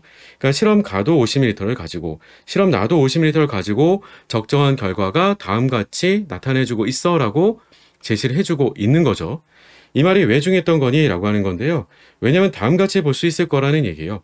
우리한테는 실험 가와 나를 통해서 분명히 이 곡물 안에는 바로 약산인 HA도 들어있고 우리가 HB도 들어있을 텐데, 그러면 우리는 이 둘에 대해서 각각의 농도를 우리가 바로 하나는 X몰 농도, 다른 하나는 우리가 Y 몰롱도라고 얘기해 줬을 때 50ml라고 했잖아요. 그럼 기본적으로는 우리가 50X만큼의 약산이 그리고 50Y만큼의 우리가 약산인 HB가 같이 포함돼서 들어있는 건데 이 두 가지를 몽땅 다 반응시켜준 결과가 10m가 들어간 거니? 라고 얘기해 줬을 때 그렇진 않겠지라고 한 거예요. 왜냐면 이 둘에 대한 걸 가지고 잘 생각해 보면 산에 대한 세기가 누가 더 셌던 거야 라고 하면 산해리 상수는요. 분명히 더 크다라고 하는 것은 바로 HA예요. pK 값이 더 작았기 때문에. 그만큼 반응성이 더 클 수밖에 없겠지라고 하는 거죠. 그 이유가 되는 것은 우리는 적정이다라고 하는 과정에서의 평형상수, 적정에 해당되는 반응의 평형상수다라고 하는 것은 뭐냐면 적정 반응은 그들에 대한 짝 염기 해리상수의 역수가 바로 그 적정 반응의 평형상수예요. 그러면 옆반응에 해당되는 걸 가지고 우리가 비교로 다시 한번 생각해 보게 되면 그러면 다음같이 쓸 수가 있겠죠. HA의 짝이 돼주는 A-, HB의 짝이 돼주는 B-, 염계리 상수를 비교해 주게 되면 염계리 상수는 누가 더 커요? 그건 물론 B-가 더 커요. 그런데 거기에다가 우리가 다시 한번 어떻게 해주면 역수를 취해 주게 되면 이라고 한 거죠. 역수 취해 주면 뒤집어 준 거니까 다시 A-가 더 큰 거죠. 그러니까 이 말은 무슨 말이 되겠어요? 즉 바로 HA를 적정할 때의 평형상수가 더 크다는 거예요. 그죠? 그럼 적정의 평형상수가 더 크기 때문에 그 말은 내가 강염기를 넣어줘가지고 반응시켜 주는 데 있어서는 누가 더 먼저 반응하겠니? 라고 하면 HA가 먼저 다 반응하겠구나 라고 하는 거죠. 그 반응할 때 그때 우리가 지시하게 변색을 볼 수 있었던 건 브로모크레졸 퍼포를 통해서 볼 수 있었던 거야 라고 하는 거죠. 왜냐면 변색 범위가 조금은 더 낮기 때문에 그렇더라라고 하는 것. 상대적으로 변색 범위가 더 높은 pH의 범위를 가지고 있던 페노프탈레인은 두 가지 모두가 다 바뀌었을 때, 두 가지 모두가 다 반응했을 때 변색되는 걸 볼 수 있었다라고 하는 거예요. 오케이? 자, 따라서 우리는 10ml를 넣어주게 된 덕분에 변색이 되는 것을 확인할 수 있었던 부분은 다름이 아니라, 즉 우리가 사용하게 될 강염기는, 즉 표준 용액은 NaOH가 0.2몰 농도짜리였거든요. 그럼 0.2몰 농도짜리를 가지고 10ml 넣었다. 그게 누구를 얘기해주고 있는 거니? 라고 하는 거냐면 이만큼 넣어준 결과로 적정하게 된 대상은 50X에 해당되는 우리가 바로 HA를 적정해준 결과가 돼주는 것이고 여전히 이 수액 안에는 그래도 누가 남아있는 거야? 라고 하는 거냐면 바로 적정으로 HA는 그의 짝이 돼준 A-로 전부 다 바뀌었겠지만 여전히 남아있는 건 HB가 50Y/mm만큼은 남아있더라 라고 하는 게 되겠지. 자, 따라서 0.2 곱하기 10은 2mm몰이었었고요. 2mm몰은 곧 50X와 같기 때문에 바로 X에 해당되는 값은 얼마예요? 100분의 4, 0.04몰 농도가 일단 돼주겠죠? 농도를 일단은 먼저 우리가 쉽게 알아낼 수가 있겠구나 라고 하는 거고요. 두 번째는 다음같이 실험 나에서 한 번 더 실험했다라고 하는 걸 다시 한번 강조한 거예요. 변색 범위가 훨씬 더 높은 페노프탈렌을 사용해 주게 된다면 그 말이 무슨 말이 되겠니? 라고 하는 건데 이미 앞서서 봤던 것처럼 똑같이 50X, 50Y가 들어있게 되는 용액을 가지고 적정을 했는데 이번에는 20L까지 넣어줬어야지 변색되는 걸 확인했다는 거예요. 즉, 이 둘을 우리가 바로 모두 다 반응시켜 주는 데까지 따라서 우리가 바로 모두 다 반응시켜 주는 데까지 소진되는 부피값이 20ml. 따라서 덕분에 우리가 해당되는 표준 용액은 0.2몰 농도짜리였었고요. 따라서 들어가게 된 우리가 바로 몰수라고 하게 되는 것은 이제는 4mm몰이 들어간 건데 그 4mm몰은 실은 바로 50X에 해당되는 몰수하고 바로 50Y에 해당되는 몰수를 가지고 얘기해주고 있었기 때문에 50Y에 해당되는 몰수도 바로 똑같이 4mm몰이 돼주겠고 덕분에 우리는 그 Y라고 했었던 HB에 해당되는 농도도 같은 농도가 돼주는 0.04몰 농도가 되는 거구나 라고 하는 것도 파악이 가능하겠지라고 하는 거죠. 오케이? 자, 이에 대한 내용들을 가지고 질문으로 주고 있다라고 하는 겁니다. 자, 기업번으로 가서 보니까 실험가의 전 과정에서 즉 실험가의 전 과정이다라고 하는 게 뭐가 되겠어요? 10ml 넣어줘서 당력점 도달했다라고 하는 것까지 본 거예요. 그러면 이를테면 우리는 맨 처음에는 어떤 상태로 있었겠어요? 실험가의 전 과정에서. 그러면 실험 전의 상태하고 실험 후의 상태를 가지고 한번 볼게요. 실험 전의 상태다라고 하게 되면 수행상에서의 주각종은 HA도 있고 우리 HB도 있었던 거죠. 주로 있는 애들인 거잖아요. 그리고 실험 후의 상태가 되면 뭐가 돼요? 적정을 통해서 우리는 HA는 A-로 전부 다 바뀐 거고요. 그리고 HB는 그대로 그냥 있는 거죠. 같은 양으로 그대로 우리가 HB로 있더라라고 하는 거죠. 그죠? 자, 이에 대한 내용으로 질문 준 게 A-는 그러면 B-보다도 큰 게 맞는 거니? 라고 했는데 당연하죠. 왜냐라고 하게 되면 바로 B-로는 해리가 일어나지 않은 거잖아요. 대부분 다 HB로 있었기 때문에 우리가 해리가 일어나지 않았으므로 우리가 A만수 전부 다 바뀐 그 양은 B만수 농도보다는 월등히 클 수밖에 없더라 라고 하는 게 돼주겠고요. 자, 그러니 기억번호 맞는 말. 니은원서는 그러면 실험 나에서 HA 농도분의 A만수의 농도의 비가 10의 제제곱일 때를 가지고 질문 주고 있고요. 그럼 우리는 이미 알고 있었지만 pK 값이 3.4짜리인 HA예요. 그러면 pH를 먼저 확인해 볼 수 있겠지라고 하는 거죠. 약산과학의 짜감기를 줬으니까. HA pK 값은 3.4라고 하는 게 위에 있었고요. 플러스 로그 약산분의 그 짜감기에 대한 비율이 10의 세제곱 이라고 하는 것으로 줬다는 얘기는 그럼 지수가 되는 3만 앞으로 빠져나가게 되는 것이고 로그 10은 그대로 지워버리면 되는 거잖아요. 그래서 pH는 6.4가 되겠죠. 이 6.4를 가지고 식을 다시 한번 제시해 볼래? 라고 하는 게 되겠죠. 그럼 이 6.4라고 하는 것은 그러면 어떻게 얘기해 줄 수 있을까? 라고 하는 건데 바로 HB하고 B만 쓰는 농도의 비로도 연결해서 표현해 줄 수 있겠지라고 하는 건데 HB에 해당되는 우리가 사내리 상수라고 했던 부분은 pK 값이 8.4였어요. 8.4 더하기 우리가 바로 로그 약산분의 그 짜금기 따라서 우리가 HB분의 B-의 농도의 비 혹은 몰수의 비라고 하는 것을 질문 준 거니까 8.4 넘겨주면 마이너스 2가 되겠죠. 따라서 마이너스 2가 되는 거니까 100분의 1이 되겠죠. 이 말은 맞는 말. 너무 쉽죠. 마지막 디귿번 실험 나에서는 그러면 가해진 NaOH가 15ml가 들어가 줬을 때 그때 용액이 10ml가 들어갔을 때하고 비교해 준다면 그때보다도 완충량이 더 큰 게 맞는 거니? 라고 했어요. 자, 앞서서도 얘기를 드린 것처럼 10ml 들어갔을 때 그러면 수행성이 주화학종, 그 15m 들어갔을 때 주화학종 각각을 따져보도록 할게요. 이미 우리는 알고 있지만 바로 HA하고 HB라고 하는 게 처음에 들어있었어요. 그죠?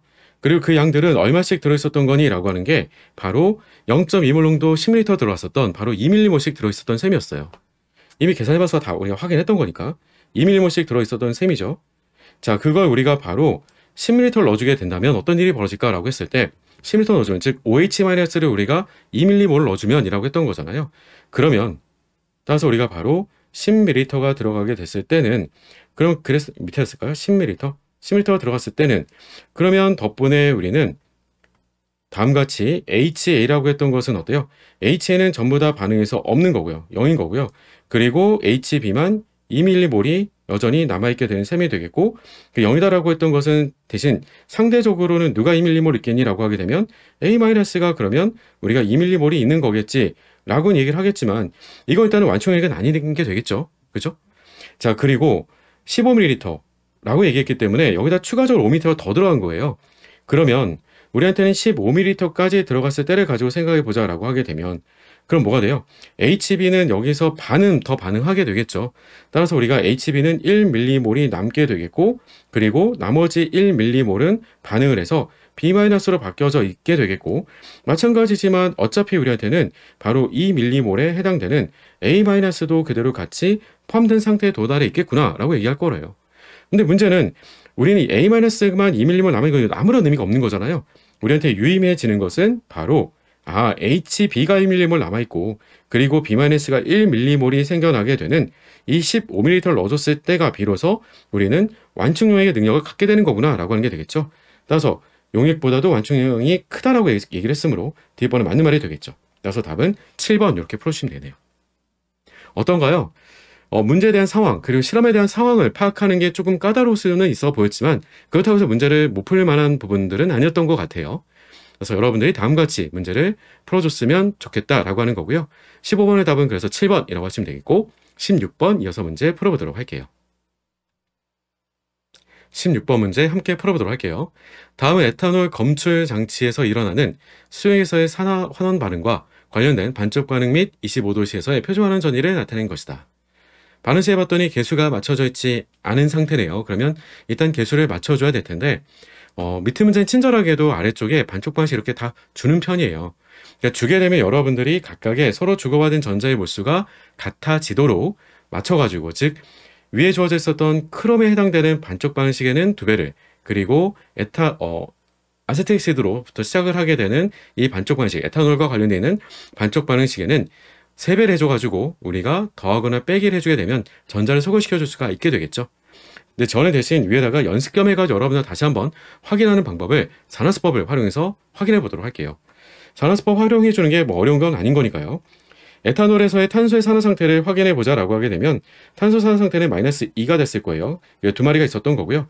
CR2, 2-라고 하게 되는 중크롬산 이온에서의 크롬의 바로 산화 상태는 플러스 6이었죠. 그리고 우리는 반응의 결과로서, 산화환원 반응의 결과로서 CH3COH가 되어줬다라고 하는 걸 보여주고 있는 건데, 이때 우리가 평균적인 탄소의 산화 상태를 계산해 보자라고 하게 되면, 그러면 수소는 플러스 1짜리가 4마리, 산소는 마이너스 2짜리가 2마리. 따라서 우리가 탄소하고 산소에 해당되는 산화 상태를 다 더해주면 제로예요. 따라서 우리가 탄소에 해당되는 평균적인 산화 상태는 제로가 돼 있겠고요. 그리고 크롬은 플러스 3이 되어 있는 것을 확인할 수 있는 거죠. 그럼 다음과 같이 우리가 모든 산화환원 반응은 사실 전자를 뺏어가는 물질이 있기 때문에 가능한 거잖아요. 다음과 같이 크롬이 전자를 뺏어가서 산화 상태가 3만큼 감소가 된 거죠. 따라서 우리는 환원을 하게 됐던 거고요. 환원하면서는 3만큼 산화 상태가 감소가 됐었고, 여기에 주의점은 그 안에 화학 시간에는 바로 크롬이 2개씩 들어있었다라고 한 거니까 6전자 반응으로 전자를 6개씩 가져갔구나라고 하는 게 되겠고요. 여기까지만 따져보자라고 하면 B에 대한 개수는 일단은 1로서, 그리고 앞에 개수는 2B라고 주어져 있던 이유도 2배가 돼서 우리는 일단은 맞춰줄 수 있겠지라고 하는 거죠. 자, 그리고 산화가 된 화학종은 바로 탄소였었고요. 탄소의 산화 상태는 마이너스 2에서 우리가 0으로 산화 상태가 증가된 것을 확인할 수 있겠지라고 했던 거였어요. 따라서 다음과 같이 산화 상태가 우리가 바로 증가된 것으로 연결해서 봐줄 수가 있는 건데, 그러면 산화 상태가 증가를 했던 거니까 마이너스에서 제로로 산화 상태가 이만큼 증가, 산화가 됐고 이만큼 증가, 그리고 그런 탄소의 개수가 몇 개? 화학 시간에 2개였어요. 마찬가지로. 따라서 우리가 바로 2배. 따라서 2배가 돼주는 거니까 이동하면서 우리가 뺏긴 전자의 개수는 4개가 된다라고 하는 게 되겠죠. 물론 반응물에도 생성물에도 둘 다 반응 시간에는 탄소가 2개씩 들어있기 때문에 현재까지는 개수가 1로만 맞춰진 셈이에요. 자, 그런데 문제가 좀 생기는 거잖아요. 서로 주고받은 전자의 개수가 맞지가 않다 보니까, 따라서 산화를 한 반쪽 반응시에는 3배를, 그리고 환원한 반쪽 반응시에는 우리가 일종의 2배를 해줘서 서로 주고받은 전자의 개수가 12개가 되도록 맞춰줘야 되겠지라고 하는 거죠.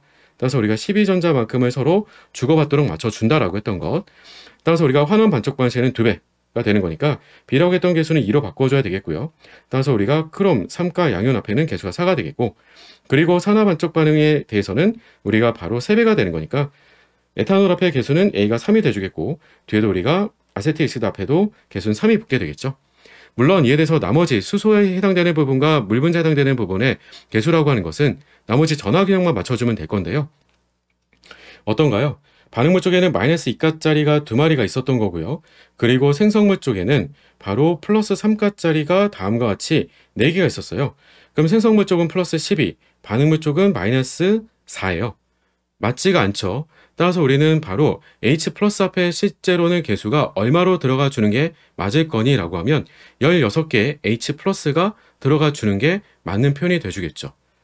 그래야지만 양쪽에 우리가 전화 균형이 확실하게 맞아 떨어지게 될 거예요.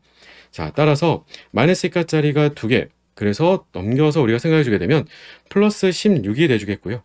6개의 H 플러스. 자, 그러면 이를 통해서 우리는 반응물과 생성물의 나머지 수소 원자의 개수, 산소 원자의 개수가 동일하게 되도록 물 분자를 추가적으로 개수를 맞춰줄 필요가 있을 텐데요. 보게 되면 에탄올에는 우리가 산소가 하나짜리가 3개, 그리고 중크롬산 이온에는 산소가 7개씩 2배, 따라서 14개에다가 앞에다가 3개를 더 더해주게 된 거니까 토탈은 17개가 돼준 셈이 돼주겠죠. 17개라고 했으니까 생각보다 많네요. 그렇죠? 17개 우리가 바로 산소수를 동일하게 생성물에서 맞춰줘야 되는 건데요. 봤더니 아세트산에서는 산소가 2개씩 3개, 이미 6개가 있었던 거고요. 그리고 나머지 17개를 맞춰주기 위해서 그러네요. 물 분자 앞에는 개수가 11로 붙어있는 걸 확인할 수 있었겠네요. 그렇죠? 따라서 우리가 다음과 같이 개수를 맞춰서 확인할 수 있겠다라고 하는 거고요. 자, 이런 내용들을 아래쪽에 주어져 있던 반응식들을 통해서도 충분히 쉽게 문제를 풀어갈 수 있겠다라고 하는 겁니다. 그렇죠? 자, 그러면 여기서 누가 산화했고 누가 환원했느냐라고 하는 것들은 위에서 전체 반응식을 통해서도 확인도 가능하겠고요. 아래쪽에 주어져 있었던 표준환원 전해를 통해서도 확인이 가능하겠다라고 하는 거죠.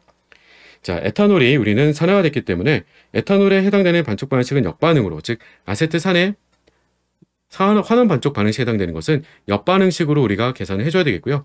따라서 우리는 빼줘야 되겠죠.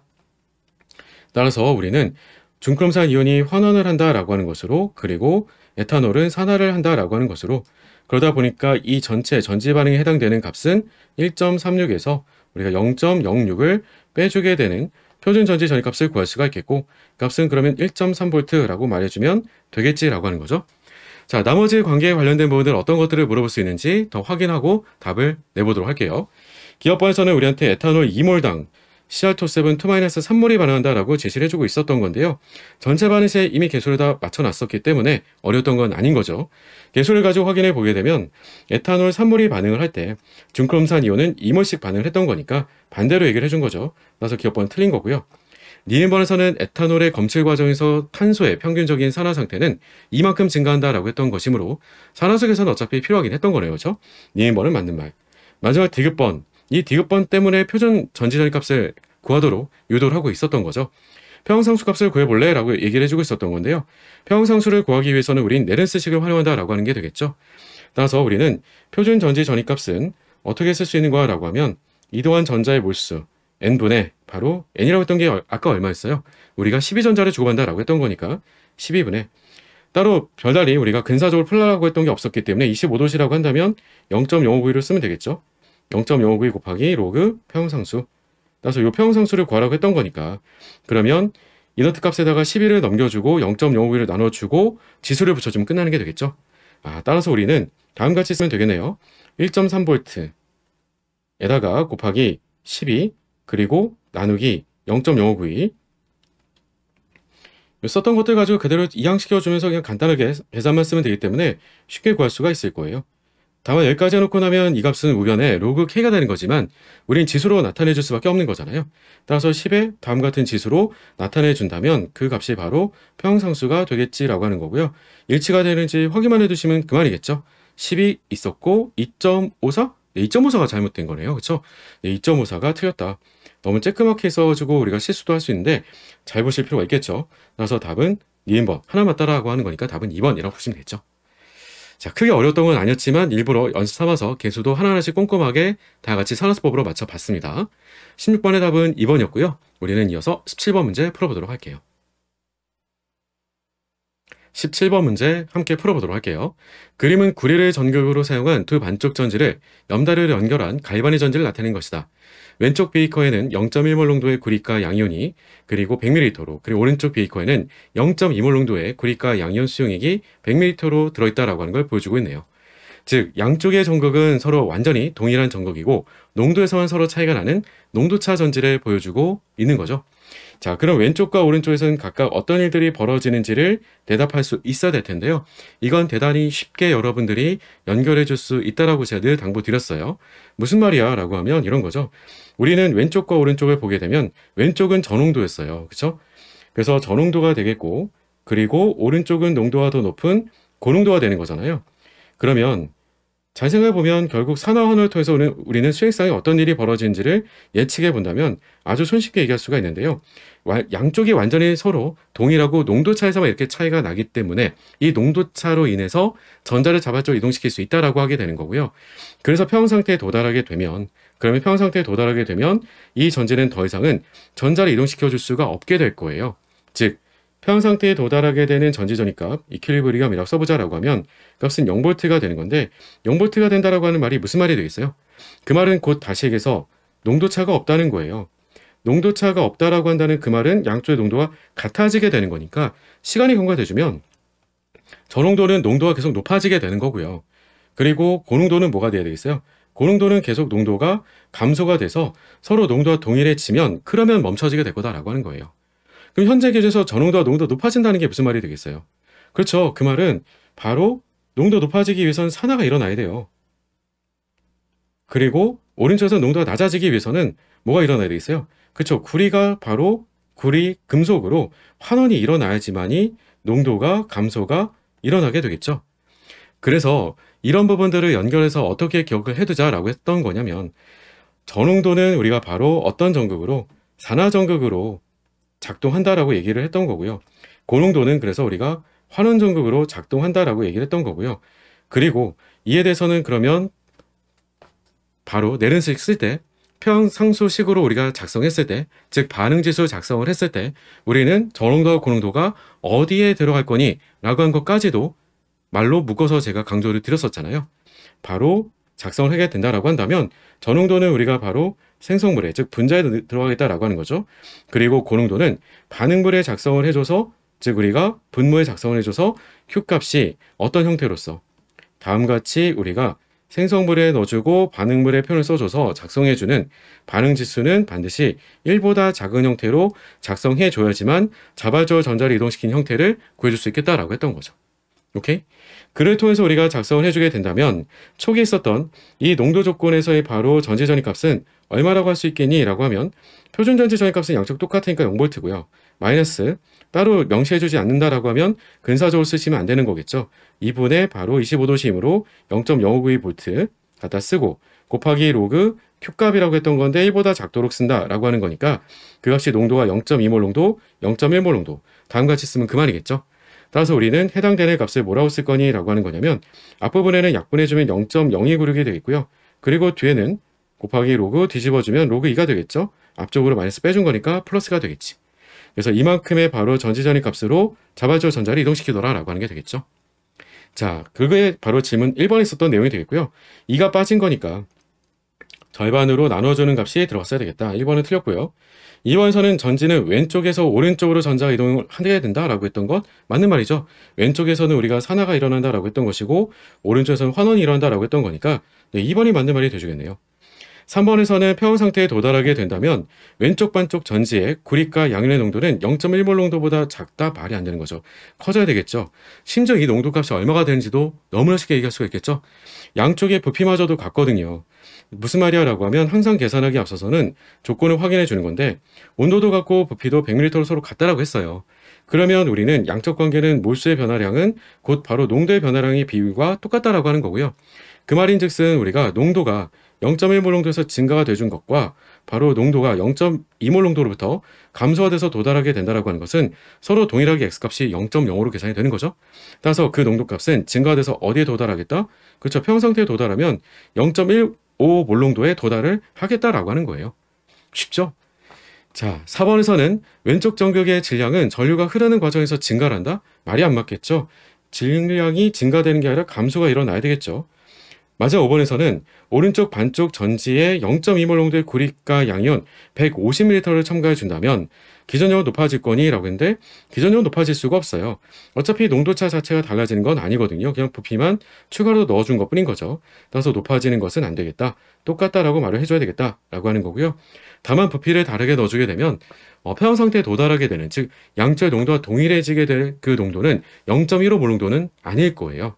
왜냐면 부피가 서로 다르기 때문에 이때는 분명히 양적 관계 몰수로 풀어주고 다시 부피로 나눠서 농도를 구해서 같다라고 놓고 문제를 풀어줘야 되겠지라고 하는 거죠. 자, 식만 써드리고 넘어가도록 할게요. 계산까지는 여러분들이 한번 복습을 하실 때 해보시면 되는 건데요. 무슨 말이야? 라고 하면 앞선 농도를 그냥 바로 썼잖아요. 이번 농도를 바로 못 쓴다는 거죠.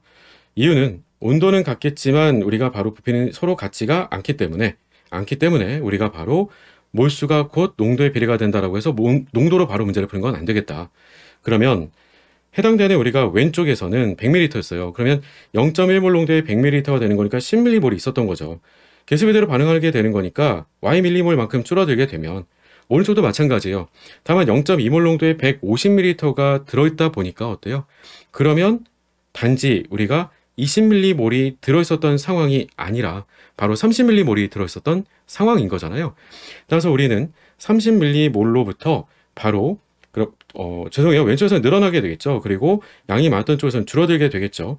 줄어들게 되는 그 몰수가 서로 같은 게 아니라 여기까지 쓰고 몰수가 같은 게 아니라 농도가 같다라고 써줘야 되기 때문에 농도를 쓰기 위해서는 다시 100ml로 나눠줘서 몰 농도가 다시 150ml로 나눠줘서 몰 농도가 서로 같다라고 작성을 해줘서 우리가 Y값을 구하고 난 다음에 농도를 다시 한번 확인해 줘야 되겠지라고 하는 거죠.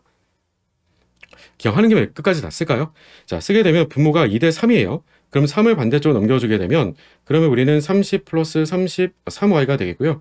분모가 좌변은 2였으니까 우변을 넘겨주면 그럼 60 빼기 2Y예요. 그럼 5Y는 30이 되기 때문에 5Y는 30. 따라서 Y값은 얼마인가요? 6이 되겠죠. 6 넣어주게 되면 어때요? 100분의 16이에요.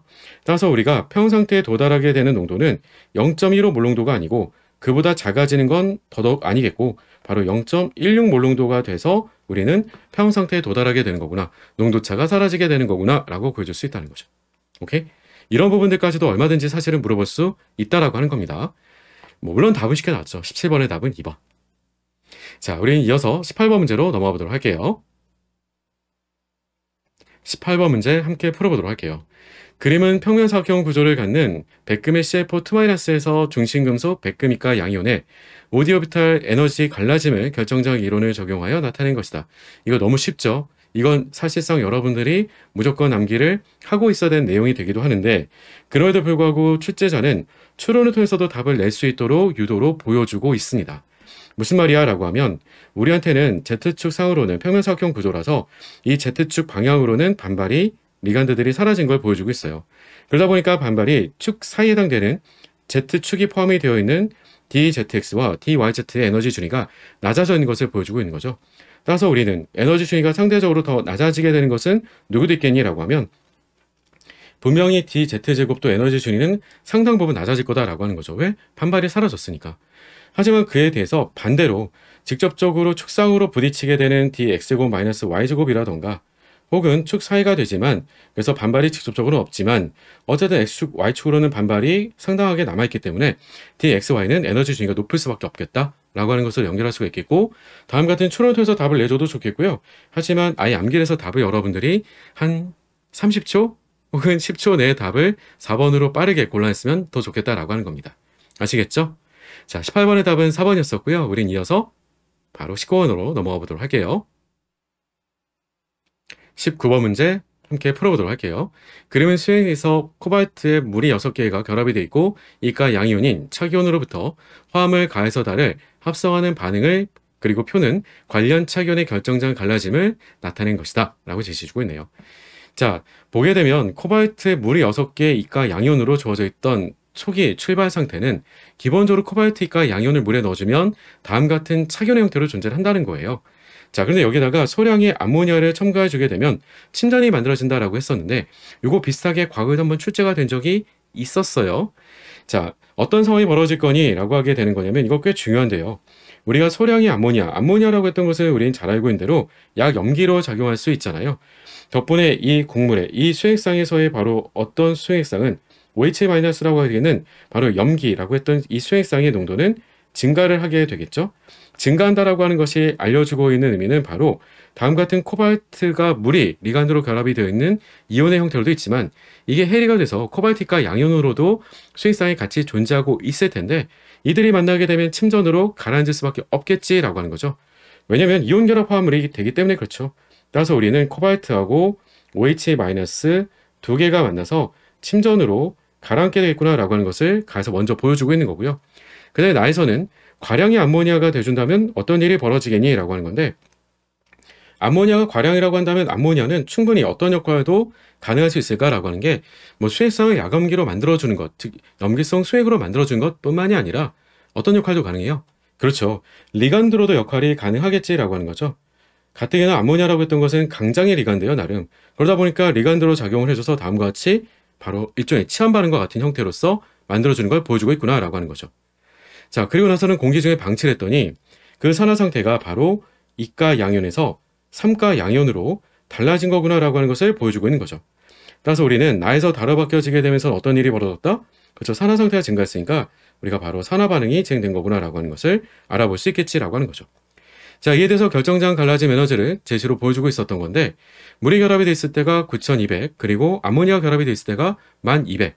따라서 우리는 물보다는 어쨌든 암모니아가 더 강한 장 리간드다라고 하는 것을 다시 한번 재차 확인으로 강조해주고 있는 거고요. 여기다가 앞서도 강조를 했던 거지만 우리는 산화 상태라고 했던 게 증가를 했어요. 플러스 2에서 플러스 3으로 산화 상태가 증가를 했다. 이 산화 상태가 증가를 했다라고 하는 것은 결정장 갈라짐 에너지도 당연히 증가되실 수밖에 없겠지라고 하는 거죠. 그만큼 우리가 바로 금속과 리간드 사이의 결합이 더 강해지기 때문에 그런 거잖아요. 산화 상태가 증가를 하게 되면 잡아당기는 힘이 더 세지는 거니까. 자, 따라서 우리는 A 값은 1200보다 크다라고 해줘야 되겠다. 자, 나머지들은 이제 선택지 보면서 풀어가 보도록 할게요. 자, 1번에서는 암모니아를 리간드로 하는 착물이 만들어진다는 말이 안 되는 거죠. 왜냐면 착물은 우리가 적어도 침전은 아니에요. 착물의 침전은 아니기 때문에 그렇습니다. 착물은 침전은 아니다라고 하는 거. 따라서 우리가 바로 리간드로 작용해서 만들어지는 게 아니라 아예 우리는 암모니아하고 상관이 없는 거잖아요. 그냥 OH-와 함께 침전이 만들어진다라고 했던 것이므로 답은 1번이 돼주겠고요. 2번에서는 가하고 나에서의 산화 상태는 플러스 2로 같았던 것이고 나머지는 다 맞는 거니까 확인만 해볼게요. 3번에서는 나에서 다로 바뀌면서 산화수가 1만큼 증가했으니까 산화 반응이었고요. 그리고 암모니아가 물보다 더 강한 리간드다 맞는 말이고 A값은 산화 상태가 증가했으니까 더 컸다라고 하는 것도 맞는 말이고 따라서 답은 1번이 되겠네요. 그죠? 자, 이거 과거에 출제가 됐던 내용이 있었기 때문에 무슨 예비검사로만 출제가 된 게 아니고요. 본검사에서 시험에서 꽤 난이도 높게 출제가 될 때 한번 나왔던 내용과 꽤 유사한 거예요. 침전됐던 부분. 놓쳤던 분들이라면 다시 한번 꼭 점검해 두도록 하시고요. 우리는 마지막 20번으로 넘어가도록 할게요. 20번 문제 함께 풀어보도록 할게요. 다음과 같이 EDT의 역측정 방법으로 수용 시료의 니켈가 양이온 농도를 결정하였다라고 제시해주고 있습니다. 실험 과정은 가나다 3가지 순서대로 제시가 되어 있고요. 실험 결과도 보여주고 있으니까 이 내용을 가지고 시료인 니켈 이가 양의 농도를 계산하는 것까지 물어볼 수 있을 것 같아요. 실험 과정 가에서는 삼각 플라스크에 니켈 이가 양이온이 포함된 시료 20ml를 넣고 암모니아 완충용액 10ml를 가해준다. 즉 pH가 11이 되도록 수액 액성을 염기성 수액으로 만들어주겠다라고 제시를 해주고 있는 거죠. 자, 그리고 여기다가 과정 가에 플라스크에 0.05몰 농도의 Na2-EDTA 표준용액 30ml를 넣고 EBT 지작 3에서 4방울을 넣는다라고 되어 있어요. 자, 보게 되면 표준용액이라고 하는 표현이 등장하다 보니까 EDTA로 적정하나 라고 착각할 수도 있는데요. 착각하시면 절대로 안 되는 거죠. 위에 실험 방법으로도 명확하게 명시를 해줬던 것처럼 우리한테는 0.05몰 농도의 EDTA라고 하는 농도를 명확하게 알고 있기 때문에 표준용액인 것뿐인 거고요. 이 양을 정량으로 넣어줬다라고 하는 부분은 우리한테 곧 바로 과량으로 넣어줬다라고 하는 것을 뜻하는 거다라고 했던 거죠. 다시 한번 이 정량으로 넣어줬다라고 하는 의미가 우리한테는 바로 과량으로 넣어줬다라고 하는 의미랑 같은 것이다 라고 했던 거고요. 이 과량으로 넣어줬다라고 하는 것은 곧 바로 반응한 양에서 어떤 것을 빼면 즉 반응한 양을 과량에서 빼주게 되는 게 중요하다라고 했던 거잖아요. 다시 한번 과량을 넣어주면 꽤 중요했던 이유가 다음과 같기 때문에 그렇죠. 과량 넣어준 그 양에 해당되는 것은 곧 우리가 반응하고 남은 양이 있겠구나라고 하는 것을 뜻하는 게 되겠죠. 즉 반응량과 우리가 바로 반응하고 남은 잔여량이 남겠구나라고 하는 거고요. 우리는 그러면 역적정이다라고 했기 때문에 반응한 양, 치료가 반응한 그 양을 직접 적정해서 알아내는 게 아니라 반응하고 남은 그 잔여량에 대한 부분을 우리가 누굴 가지고 다른 표준 용액을 가지고 적정하는 것을 통해서 미지시료의 농도를 즉 반응한 양을 거꾸로 알아낸다 라고 하기 때문에 우리는 흔히 역적정이라고 표현을 쓰게 되는 거고요. 항상 그러니 역적정은 반드시 정량으로 넣어주게 되는 표현이 등장을 하더라 라고 했던 겁니다. 아시겠죠? 자, 그러면 넣어주게 됐던 EDTA 바로 몰농도는 0.05몰 농도에 30ml 라고 했던 거니까 들어가게 됐던 몰수 즉 과량은 1.5mm몰이 들어갔던 셈이죠. 그리고 이 1.5mm몰이 들어가게 된다면 반응하게 되는 것은 바로 우리가 니켈이가 양이온과 반응을 하게 되겠고 그 해당되는 양은 X몰 농도라고 했을 때 20Xmol이라고 할 수가 있을 거예요. 부피가 20ml였기 때문에.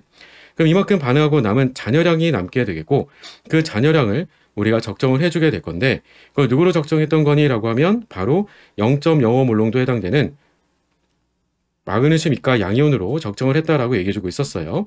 자, 그러면 이 표준용액으로 적정했다라고 했던 거니까 그러면 덕분에 우리가 들어갔던 부피하고 연결해서 값을 계산할 수 있겠구나라고 하는 거죠.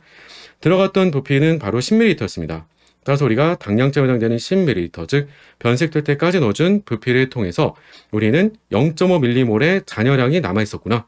따라서 우리는 바로 이 20Xmol에 해당되는 양이 1mm몰이구나 라고 하는 것을 바로 파악할 수가 있겠고요.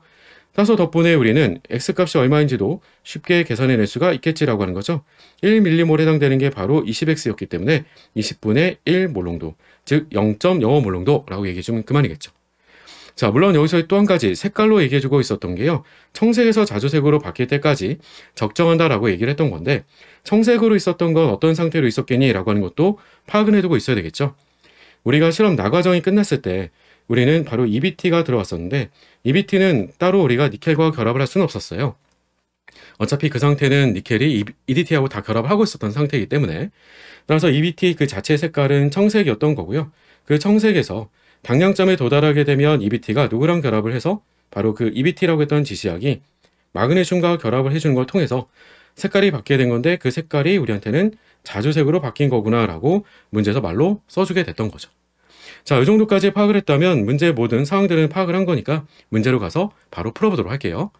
1번에서는 니켈과 양이온은 EDTA랑 1대1로 결합을 한다. 이런 내용은 암기성 내용이죠. 왜냐하면 우리는 바로 EDTA가 6배짜리 바로 리간드이기 때문에요. 그래서 킬레이트 리간드라서 우리는 항상 금속 양이온과 다음같이 1대1로 결합한다라고 하는 건 꼭 암기를 하고 있어야 되겠고요.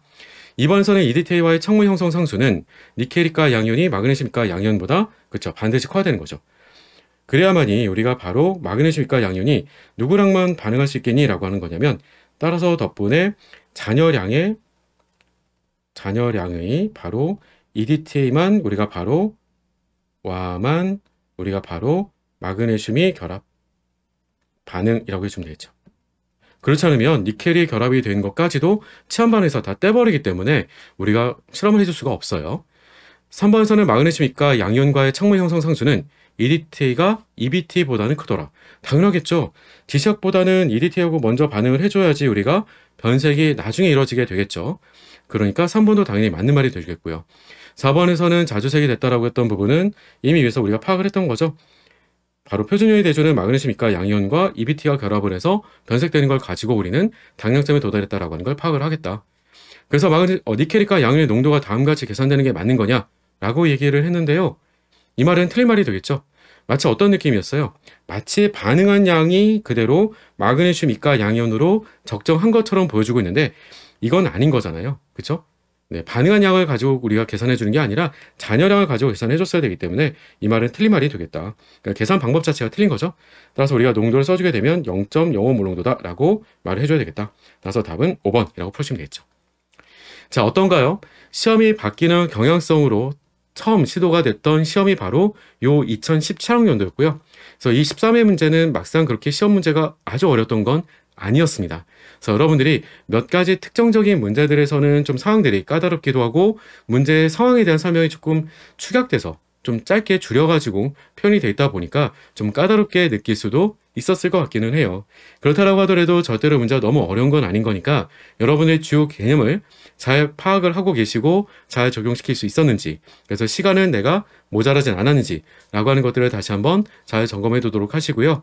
그래서 개념이 좀 잘 잡혀있던 분들이라면 시간을 줄일 수 있는 것들, 그래서 문제들마다 내가 개념을 빠르게 잘 적용시킬 수 있었는지, 개념이 내가 잘 체화가 되어 있는지, 이런 부분들을 다시 한번 점검해 보시는 용도로 활용하시면 더 좋을 것 같습니다.